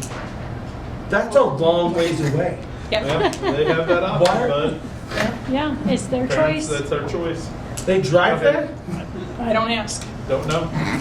I think we should ask. I think they're living up there and we're paying for it. They may have family or. We don't get to ask. Yeah, Yeah, so now you don't that's, get the money Follow anyway. them when Yeah. they see. Dive okay. Break them before they want. Are there any other fruitful discussions on the I motion action that item? we approve. All right. There a motion? Or a I'll second that. All right. Been properly moved and seconded. All those in favor signify by aye. Aye. Opposed? 4-0. All right, next are items for discussion. We have the retirement package for the support staff. This is an action. We talked about this last board meeting. It doesn't look like a change, and it sounds like you did meet with the LMC committee. Is there any discussion on this? I did have a few questions, but I'll wait for the board. And I mean, you may have had it at the last meeting. Oh, you weren't here. I was. Oh. I was Electronically. You were Yeah, removed, yeah. Did you get numbers for? The number of people? Yeah. It depends on the classification. Okay. I think we have 9 that would qualify. We don't think 9 would use it, but that would get to the 55. The challenge is, obviously, I think everybody, it's no surprise, the insurance from 55 to 65 is a pretty big pill to swallow. Yeah. And so we don't anticipate a lot of people that are 55, even though they're eligible, will use it, but they can. And so we want to make that an option. Margot and Deanne are here, so you can. They were all in the committee or in the LMC committee meeting when we discussed this. We did increase the sick pay to $32.50 because you can, in any given year, if you've been here, have 130 days. Most people might take 1 or 2 a year if they've got sick mom or take them to appointments, whatever.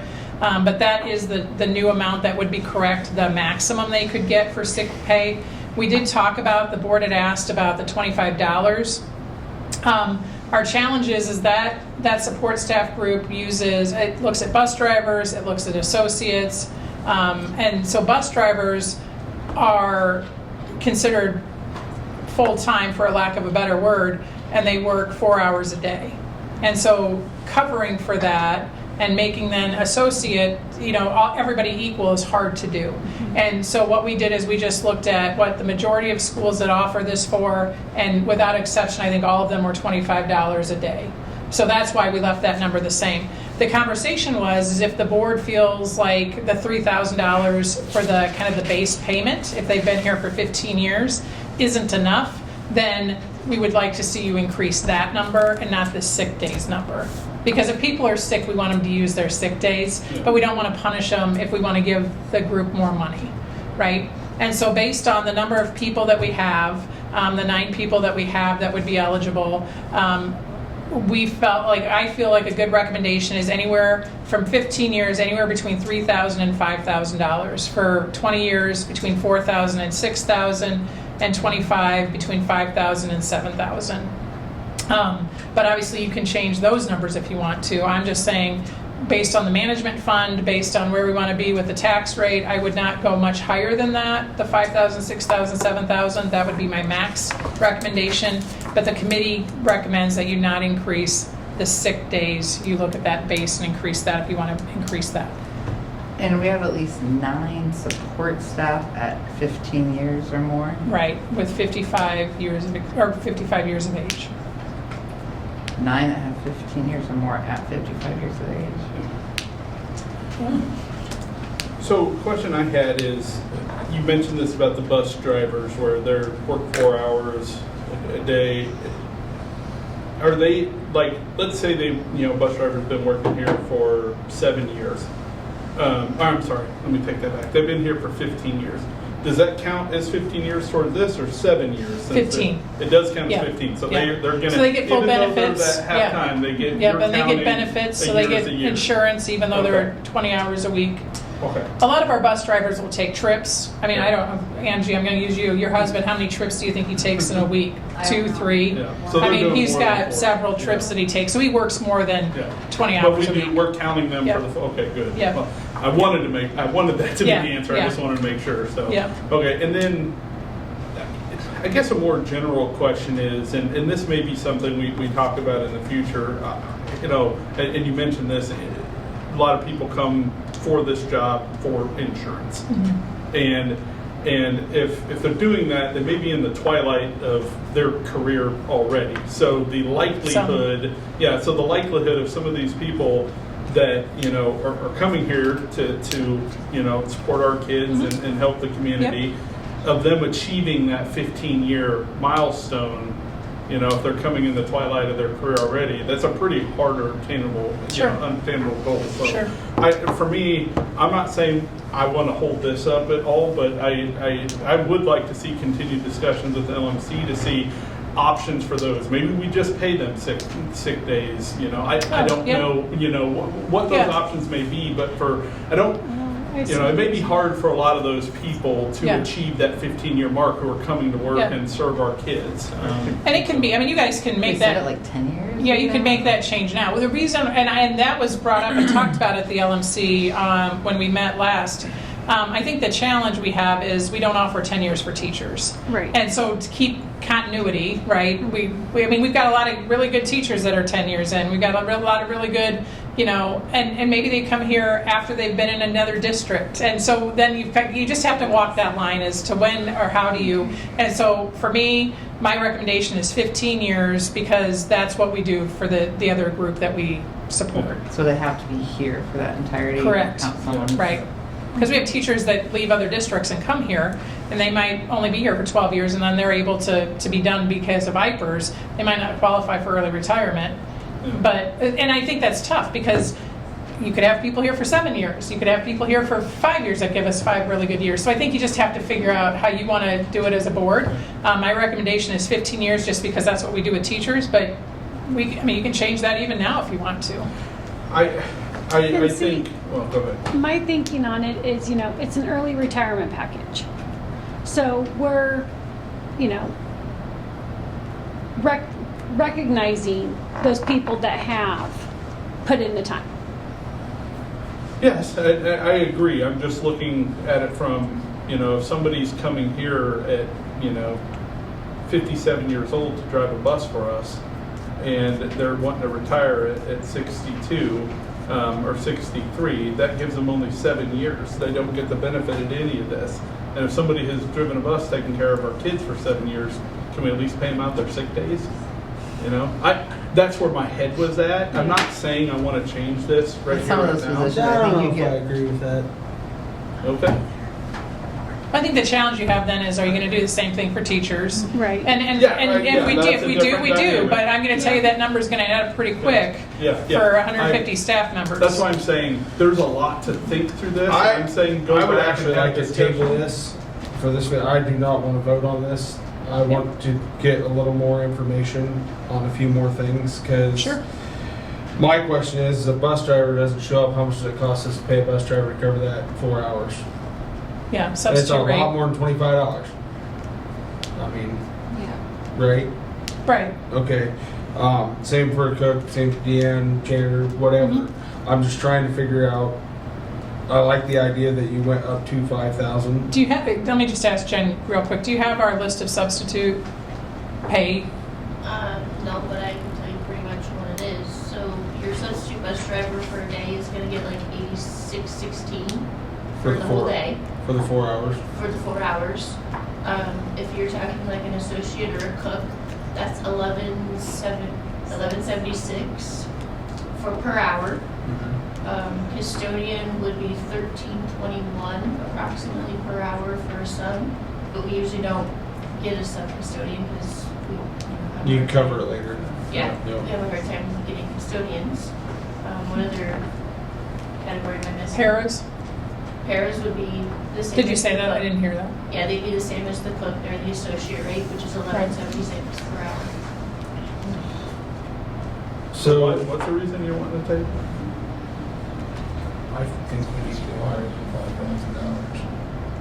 $5,000. So you can make a Well, motion. we can make- go I with just yeah. don't know what to go to.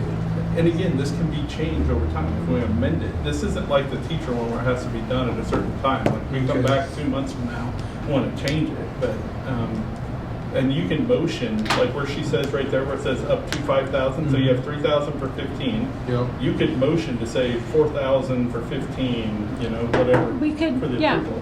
We could do, stick with the 3,000 for 15 years. We could go up to 5,000 for 20 years. And that's my And- recommendation. You right. guys, with any retirement, Yeah. you guys can make it what you want it to be. I'm just So saying, then based we're- on the number of people, based on our School management finance, fund, that's what I would yeah. recommend to Yeah. the group, is somewhere yeah. between 3,000 and 5,000 for 15, 4,000 and 6,000 for 20, and 5,000 Yeah, and so, 7,000 for. yeah, you can make a motion and change those numbers, and we'll Yep. just change it, and we can vote on it or Yeah. not vote Yep. on And it. then in 2 months, But yeah. if you want more information, have the LMC go back and talk with Dr. Dentlinger. Is and it come just back. so people can decide whether they're retiring right now then?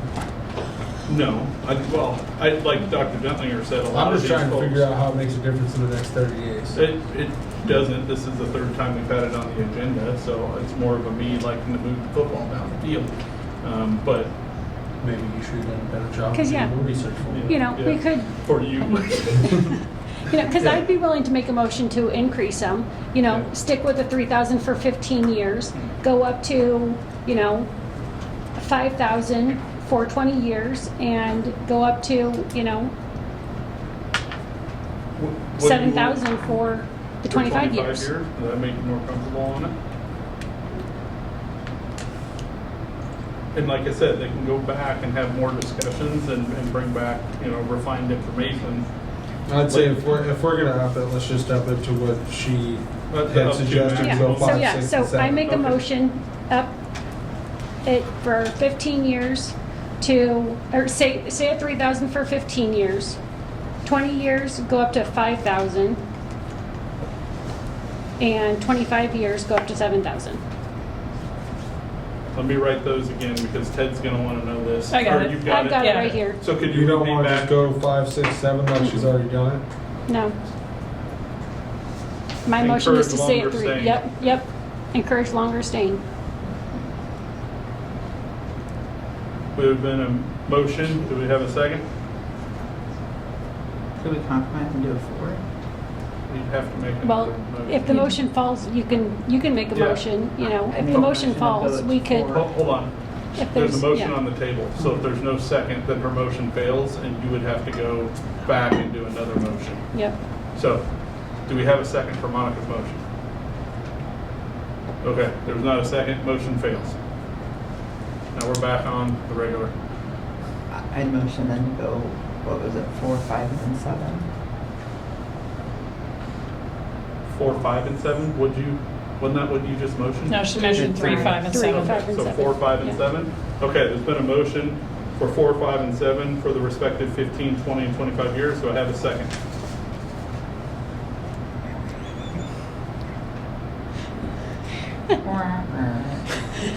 No. Okay, motion fails. We're back on the. You want to table it yet? I'm just messing with you. I motion that we go to 5, 6, and 7. Okay. So there's been a motion on the table for 15 years at 5,000, 20 years at 6,000, and 25 years at 7,000. Do we have a second? Well, can we discuss Did you this? say that correctly? Yeah. Then? Okay. Yes. You can discuss What- it before you second, or What you can second then discuss. What are the, you said there are 9 people that fall into this category. Yeah, can you get me the list just to make sure? I don't want to give you bad information, but I think we counted 9. This is so much fun. Two of us sitting right here. Yeah, 2 of them are back there in the peanut gallery. Singing about I'm glad the FFA Robert's Rule of Order is Can we coming make into play right can we here. make another category like 40 years of service? Yeah. Right? Margot's like, no.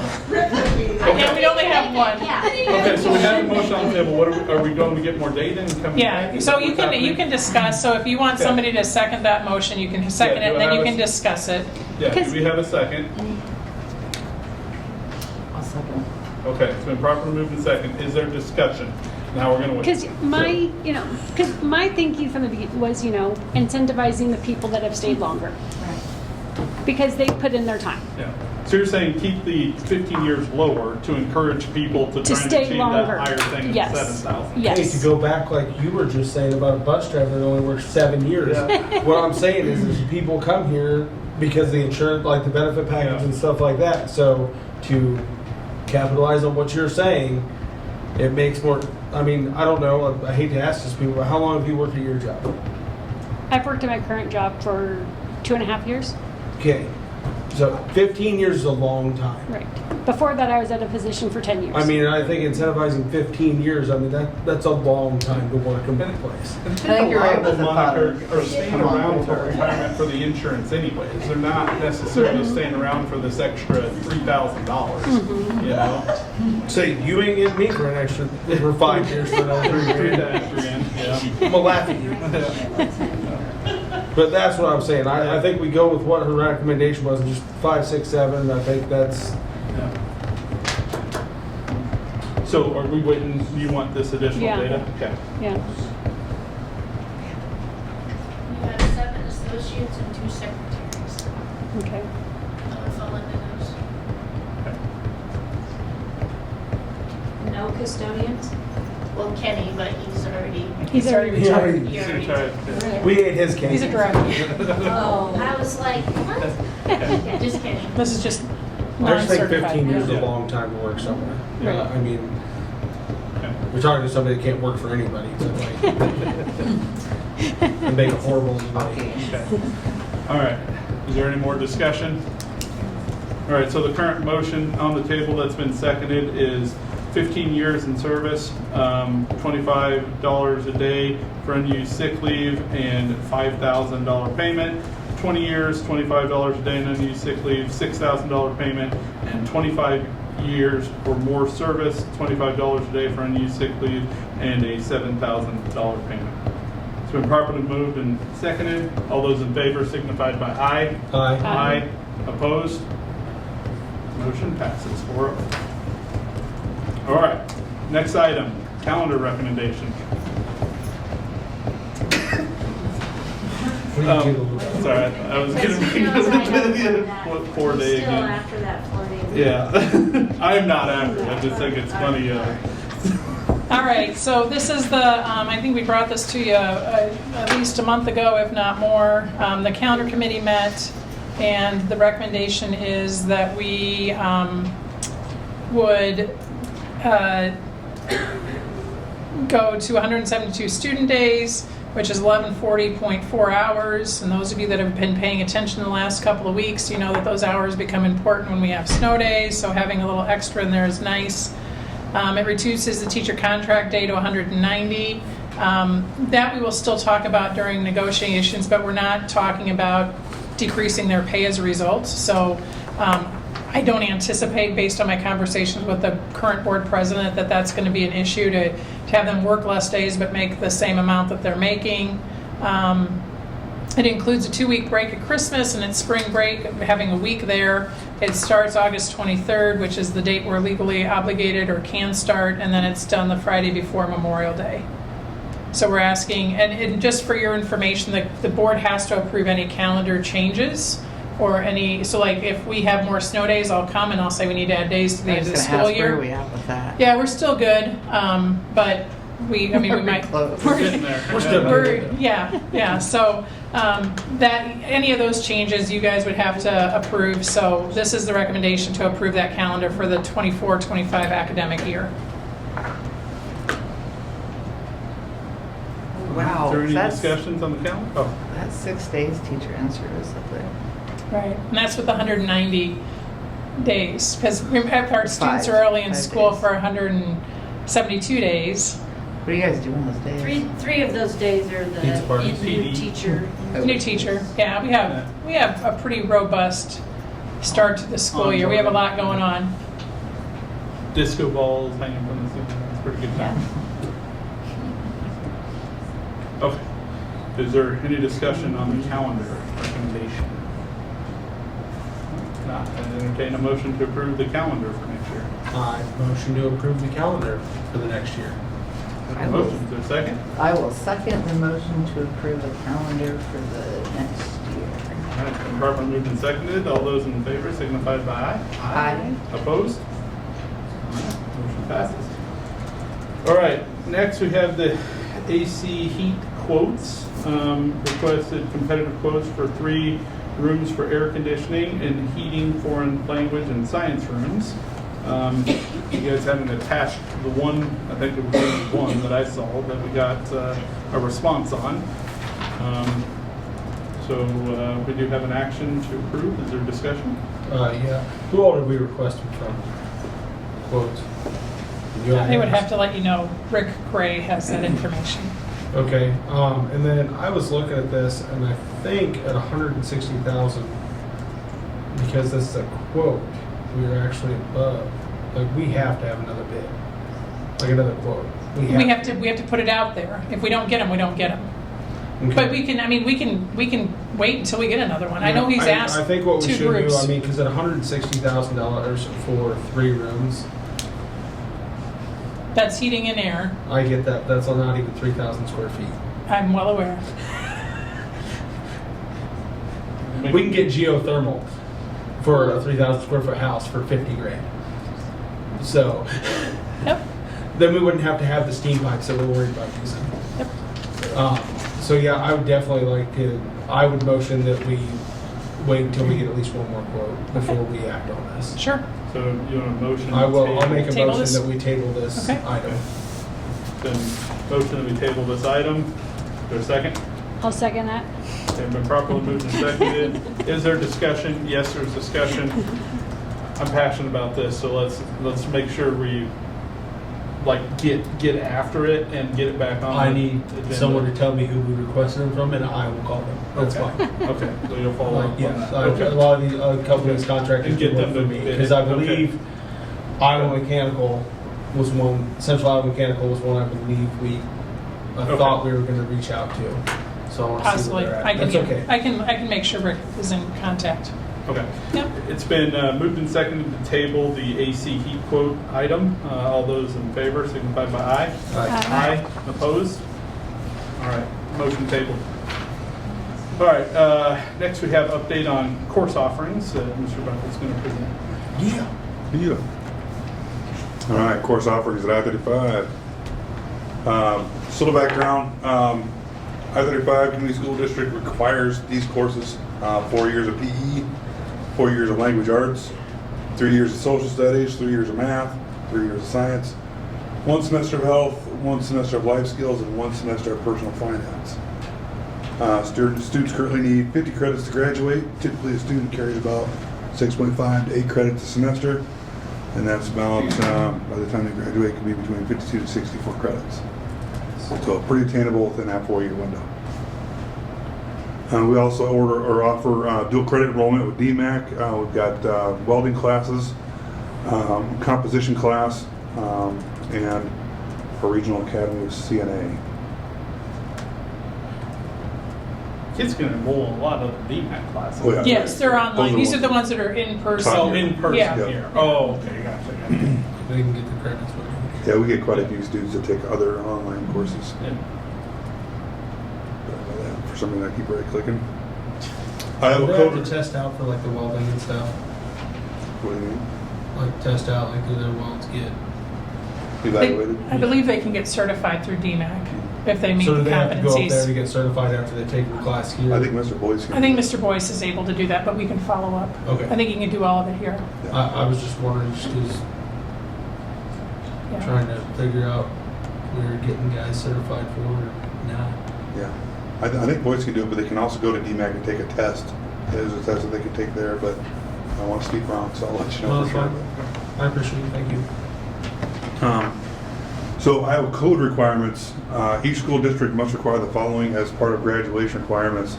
So 1/2 time of United States government, or 1/2 unit, sorry, 1/2 unit of U.S. government, 1 unit of American history, and students participating in physical education for 1/8 unit in each semester of high school enrollment. So just so everybody's aware, a unit is a year and a half unit is a semester. And then Iowa code states at the beginning, with the students in the 2010-2011 school year graduating class, the requirements for high school graduation for students in school districts and accredited non-public schools must include 4 years of English language arts, 3 years of mathematics, 3 years of science, and 3 years of social studies, and any additional locally determined units. So, like personal finance now would be one of our local ones. Sometimes you hear people call it 433. Okay. Yep. Since we are talking about like our course offerings and stuff, how are we coming along on the new math course we were talking about? Followed up with our math department today. We're going to mill that one over a little bit longer, probably push that out till next year to develop more. I had talked to you guys about that class earlier. We're really interested because of the portion of our student body that it can serve. You know, the trades type mathematics, you know, so one of the things we want to look at is like the sequencing. So if it's a semester-long course, what can we kind of partner with for the other half of the other semester? Geometry. Right. So we just need more time to lay that out with that team. That team's kind of had That a was little being bit serious. Geometry. that team's just had a little bit of shake up right now. Hasn't had time to. No, focus on I those get things. it. Like, yeah. No, thank you for working with them. Yeah, absolutely. Yeah. Absolutely. We want the best for the kids. We also want the best for our teachers too. So we just need more time to kind of mill through that and how it's going to look. So that will be something that will likely come up about this time next year. Okay. The one that I have gotten so far is a proposal from Boyce about fundamentals of welding to lead into that DMAC welding. Perfect. Just to kind of provide a little bit more of a prerequisite to that. As you guys know, some kids come to us with different skill levels from what they've either learned on. Yeah, I wouldn't want them to go to try to do the DMAT class and kind of be not quite ready to get into that DMAT class. Can I go through this? Yeah, absolutely. So this last year, we had a lot of legislative changes for our our course requirements for Iowa Code. And so what I put in there in the red was what had changed. And I just want to talk through them because we don't do all of these, nor do we think we should do all of these changes. We just now can, or we just now can't, right? Like this is just an awareness for you. It used to be that an offer and teach could only be a math or a science course, and you could only have one. For rural schools, that's really tough. So we were deficient in the number of English classes we offered because I teach 2 college comp classes. So I teach Comp 1 first semester, Comp 2 second semester. But because it wasn't a math or a science class, even though 50 kids took it or 45 kids took it, it didn't count as one of those offer and teach credits. Now they've since changed that. We met with Senator Sinclair last year and advocated for this because this was a real challenge for us to meet the number of requirements we had to by the state with the staff we had and what we thought was best for kids. And so we advocated, and the Senate or the legislators came back and said, no, now it can be any content area that can be offered, and it now meets the offer and teach requirements. So it actually opens up a little bit more opportunity for our kids to take some of those college level classes, and we can still meet the Iowa Code as a result. It allows a teacher to offer 2 or more sequential units of one subject area in the classroom at the same time in grades 9 through 12. So this you typically see again in small schools where you might have somebody that wants to take Art 3 and Art 4, but we only have one art teacher. And so if that teacher agrees to it, they can teach 2 or 3 kids Art 3 and in the same room teach 2 or 3 kids Art 4. You used to not be able to do that and count those as 2 offerings. They could only count one of the 2 offerings. Now they're opening it up and say you can teach it. It's the same teacher. They're endorsed in that content area. They can teach sequential in that room for kids.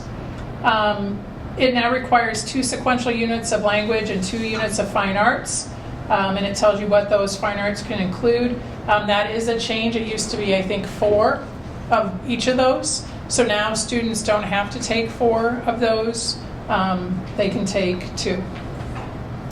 The PE requirements are pretty significant change. It used to be that you had to go through the principal and the counselor to sign off on it, but now if you are in a work-based learning class where you leave campus, or you're in a number of classes where you're taking 8 periods and you don't have a space for a PE, you could get a waiver so you didn't have to take that requirement. And now the state's saying if a student's leaving the premises for something, maybe they're doing an internship, if they are in a work-based learning, or if they have their course requirements full, then the parent can just sign off on that. The school doesn't have to, or the parents don't have to need have to. that PE there. Right. The requirements. Financial literacy. We must offer a half of a unit. Now you can teach that in another area. So let's say you have an economics class and you want to put the financial literacy piece in that, you can do that. I would not recommend that. I think we have financial literacy in a good place right now where our kids get that during the, what's the class called? Personal finance. Study skill, or no, personal finance Yeah. class. And then we have life skills that reiterates that. We did a survey about 5 years ago of anybody who graduated from the school. We sent out a survey. Now that you're in the workplace, now that you're living in the communities, what could we do better?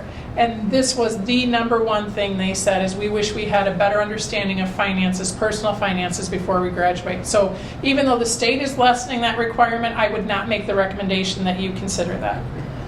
But you can. I concur. I saw a meme the other day and it says, hey, I'm glad I learned about parallelism for parallelism season or whatever. You know? This teaches taxes and things that the kids... and students still need to participate in CPR training or obtain the CPR certificate to graduate. And so those are some of the changes. Again, like I said, it's not that we have to accept them. I just wanted you to be aware because there were several of them this last couple of years. So. Good. Are we still requiring the PE or Currently. so we currently don't have the option to say, hey, you can opt out? They've always had the option to opt out. Now you just don't need school permission to do that. Parents can do it. Yeah. We've always offered that as an option. Don't tell me. Yeah, that's always been a waiver. It's PE. She can't drop now anyway. Yeah. Oh, okay. That was on Friday. Okay. So you can tell her. Yeah. Oh, by the way, did you know? Right. Way to loop. Yeah, Happy wait. Valentine's Yeah. Day. So she watches the meeting now. Yeah. She would be mad if I wanted to. Or leave that for a spring break conversation. Graduation party.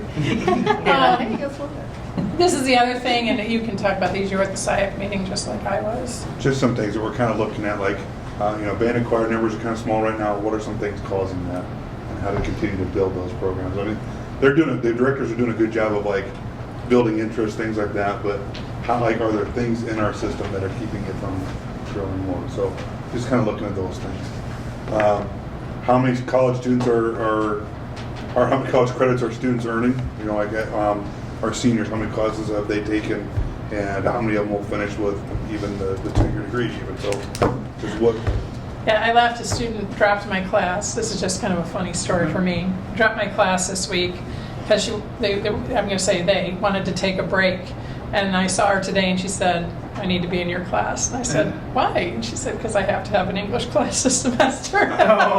So there's all kinds of things you have to fit in for requirements. And we just want to give you the overview so you understand when we bring these recommendations. Because it requires 4 years of English. Yes. Yep. So Yes. you have to have an English Yes. class. Right. Have to have an English class. Okay.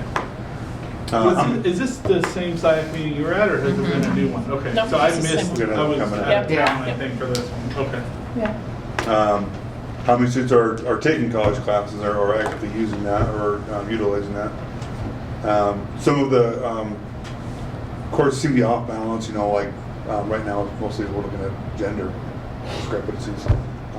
Why are more boys taking weightlifting versus, you know, some more kind of easy answers, but like, do we need to do things to try to get things balanced out better and ensure that everybody understands they have the same opportunities with us? How do schools with strong fine arts programs incorporate those classes into our schedule? As we build our next year's schedule, we'll be meeting with those teachers again saying, how do we build this better for you so that we're not unintentionally putting up our own barriers for kids? So just looking at things like that. Can students still take AP courses? Yeah, we don't have anybody certified to teach AP Right. courses. So I was just gonna ask that. Right now, no. But And I think the direction of the board and a large part the SIAC from past years and the community is, you know, an AP course, you can take that and then you take the test. And if you don't pass the test, you don't get credit. Whereas if you take a college course, That's what I was going to ask. Why wouldn't you have to get a just offer C, you have to get a C or higher to get the credit for the college course. But yeah, I think our board has traditionally in the past, and like I said, new board, I get if you want to change that, but that's why we don't have AP courses now. It's additional certification. I think are you doing that? Mm-hmm. So, you know, it's extra work, which is fine, but we offer the college courses, and a number of our kids take advantage of that. So some of the pros and cons that you kids can hear sometimes about AP courses, that if the kid does score that 5 or whatnot in there, they can apply that more broadly to colleges across the United States. You know? Mm-hmm. Not So everybody has colleges look at APs? well, not everybody has to accept a DMAT credit, but the AP credit might be more widely accepted if they score on that Oh, test. interesting. A lot of times you have to structure the class to teach to the test, unfortunately, Right. because you want the kids to pass. And do that, like I'm taking it to provide it for psychology, to bring back some of our psych kids that are taking the college course, so we can keep them in the classroom. And Gotcha. another thing you'll see where these AP classes will pop up are sometimes like our rating systems, the national rating systems. How many AP courses are offered? Does the school offer? Oh, Yeah. okay. So you'll see that pop up sometimes, and if we're not offering, we'll score low there. Yeah. But Okay. that might offer a lot of DMAT credit classes, so that isn't necessarily measured by those things, but Yeah. that's kind of the give and take. Yeah. All right. So some considerations for next year. We have to look at those changes to the Iowa code, make sure we're meeting the new updated standards or requirements. Teaching credentials, what endorsements do our teachers have? Sometimes we have to get creative and start looking at those things and say, hey, you teach social studies, but I also see you have an English endorsement. Can I, you know what I mean? So we have to kind of look at those things and see how we can get creative and utilize the people we do have on staff. It's no secret there is definitely a teacher shortage in the United States right now, especially the state of Iowa. You know, it's just kind of looking out there for the openings we currently have versus the number of applicants out there. And I know that's current, but it also outweighs the number of college graduates coming out too. So can we just give them a scenario? yes, please. So we've had our high school math position posted for over a month. How many applicants have we had? 0. Do you know how many math positions are open right now in the state? And this is not even the height of hiring season? 281. How many schools are in the state? 326 districts. Some of those districts have multiple high Like schools. Des Moines, you have 5. Yeah. Yep. So So we are going to bring innovative ideas to you about some of these challenges because they will impact our kids next year, and we want to make sure we're ready for that. And we're having to take, Creative. Yep. we're having to take different measures than we have in the past. So like, calling Simpson, Iowa, different places that have teacher programs and saying, hey, what kind of graduates do you have? Do you have anybody you can kind of send my way? I thought you were going with billboard signs and that's what I thought. Well, we might get there. Signs are We're expensive. just kind of reaching out and being like, do you have student teachers to get us in touch with Okay. and trying to recruit? Okay.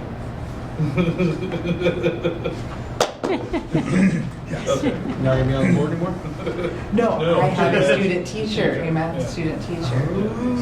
How do you have a math student teacher? In her I building. don't, my school. Oh, in your does. building. Oh. I was like, Because I'm trying to bring them over to social studies. I was like, hey. trying to convert Send them. it my way. Send it my Yeah, way. way more interesting over here. And also, we're in need of the upper level too, so if they've got that endorsement, that's even better. I'll talk to them tomorrow. Awesome. Might be to take donations for like a sign-on bonus or something. I know, and so we might have to come to you guys with something like, can we offer these types of Incentivize, things? yeah. How do we make ourselves look more attractive than the 280 other ones? Yep. Okay. Wait, we can do a sign-on And- bonus? Yeah, We could. No, I put it out there. yeah. But yeah, I mean, and I could go on and tell you how many schools right now have a sign-on bonus. What are they averaging? 5,000. Okay. I just, No, I'm just doing the Yeah, math for the yeah. bins. No pun intended. Yeah. Like, if there's Yeah. 280 positions open, there's only 330 some districts. I'm like, we might want to Yeah. do something for someone to Yeah. come to Truro, Iowa. And Are you teach certified, math. buddy? We'll get you in. No. You do not want me to teach math. Another thing, number 3 there, the consideration around ADA changes, that other topic we talked about today, if we're losing those supports, we may have to get kind of creative and see what types of items we might use more frequently. What Services positions we might- haven't even thought of yet. Yep. Or do we need to get other districts involved and say, hey, can we share this type of role with a group of people or a group of districts? And again, we don't put the cart in front of the horse necessarily, but some of those things we might need to start talking about it. The positions we might need. Well, some of those things we've already started talking about at the admin level. We just won't bring them to you quite yet. Yeah, I was gonna say, if you looked at it too, like, I know we had the one-time stream, unfortunately. Yeah. We'd like to avoid that if possible. Yes, no, I know, it's the unfortunate part. Yeah. But some of those upper level ones, I know we have one where it's like a 2-class period if kids could travel. Yeah. And it's kind of like I said earlier, sometimes you don't know you need it until you need it. Like if there's a program or a resource of the opera called CBAT, Challenging Behavior Team. When you have a student where it's like, we're kind of out of ideas and options. And there's a team of specialists that'll come in and say, hey, you guys need to consider X, Y, and Z for this student. When you need it, you need it. Yeah. So, and then for the high school level, looking at how can I build in some PLC time during the day for the high school staff so they're not working before or after school necessarily, and provide time during the day somehow. So you might see some creative bell schedules come out of us. So kind of looking at how can we make this work. Yeah, right back to number 5, we've already kind of talked about that. So next steps, we'll look at board approval for some course offerings in February. Like I said, right now I've only got the one with welding. And it's just to create a prerequisite course leading to that DMAC weld course. And I'll run that by our BLT team before I bring it here, make sure I've got teacher approval and all that. And we'll get those course offerings out to students, start doing enrollments. That's the point where we'll start looking at the number of sections we need to offer and building the master schedule for next year. Just kind of work with other levels to determine the needs that we might have, how we can share staff, between middle school, high school, even elementary, depending on what the certification is. Yeah. So, any questions so far about these items? Just have a comment is all I really have. Yeah. So we're gonna have a meeting on Wednesday, correct? At noon? We do not have the 11:45. agenda posted for it yet, right? No. Okay. I would like to get on the agenda to discuss some sort of a structure for a package, like to help incentivize getting us some applicants for this math position. like I at least would like to be able to discuss it for a few minutes and Yeah. figure out if we can come up with some sort of. I can sign-on bring bonus some or something. numbers about who's Please doing do. it, what they're Yes. doing around Can we here. go to 11:45 then? Yeah, let's Yeah. remember. I put it on. Let's We'll actually have David Yeah. in another meeting Take my that whole we're lunch taking break. out of. My boss is a jerk. Yeah. So if we do this, it's like a 5-minute discussion or something, because. That's fine. You know, we'll. Yeah, and I'll just bring information. We won't Yeah. put anything on for action until Okay. February, because that's when you'll start to see a lot of movement, is Yeah. February, March. Okay. Yeah. But So I it's- would also say she has the discretion, like if we get a candidate and there's that conversation, right, and that candidate's saying, for example, I'll go back to, you know, it's really hard to find a CTE person, right? Yep. And so, you know, in my previous district, we ended up paying that person said, hey, I'll come here, but I want $10,000 and I want these types of new equipment and I want this. So when that contract is brought to like you guys, she has the discretion to say, hey, this is part of that deal, right? Well, And you our guys can advertisement. I understand. That's what we need to you're update our saying, advertisement. But we've had 0 applicants. Yeah, to get more applicants, so we need to I change just want more. something. I want right to do now. something so we can get at least get the applicant in the door, And I think and this then is you where. can offer a different package. Right, and this is where we have to be careful, again, because I would venture to say that every job in education right now is hard to fill. So if we have a elementary opening, we might only get 2 applicants. Does that mean that gets a signing bonus as well? Because that's the discretion that we have with these things, is it doesn't have to apply to everybody, but I would tell you, every job in education right now is hard to fill. But And you so can is come it, back with a structure and say, hey, Yep, if we don't have yep. any applicants after 30 days, our trigger point is we're going to update the job description to say $5,000 sign-on bonus or something, Yes. right? Some sort Yeah. of step process by which you don't have to bring it back to us Right. every time. Kind Right. of propose that to make us look better than the 280 other ones that are out there. Right. So. Okay. yeah. And I mean, if we need Dan to get radio airtime where he's advertising, I think it's a donate you a know, free truck. if you get him on Simon Conway, I don't know what it is. Like those are options all on the table, right? Okay. You're gonna put signage on his truck? Right. Maybe I should just start walking around the schools I'm working in now. You know? Yeah, but we can we'll Get get you some of the those Lincoln bill- teachers. I will. Can we get the billboard with something on the front and something on the back that you just They walk were around close with? enough so they live T-shirt there. says Not I'm too far. hiring teachers or something. That's what I'm gonna do. I'm in Lincoln tomorrow. I'm just gonna start walking to the bathrooms and talking to people. How you guys doing? Careful with those Lincoln people. Yeah, I don't know if we All right. want them. Too into his phone. You don't need any more of them around. No. All right. He's busy. He's sending emails. We Right. Brayton. okay. We are. That was just for your information, so there's no action. No action on that one. Yeah. Okay. Well, then that brings us to the closed session for Iowa Code So we have the motion to 11518. adjourn this one. No. No, you just go into closed Nope, we session. We're going to go Closed into closed session. session to review or discuss records which are authorized by state or federal law to be kept confidential. Hi, y'all.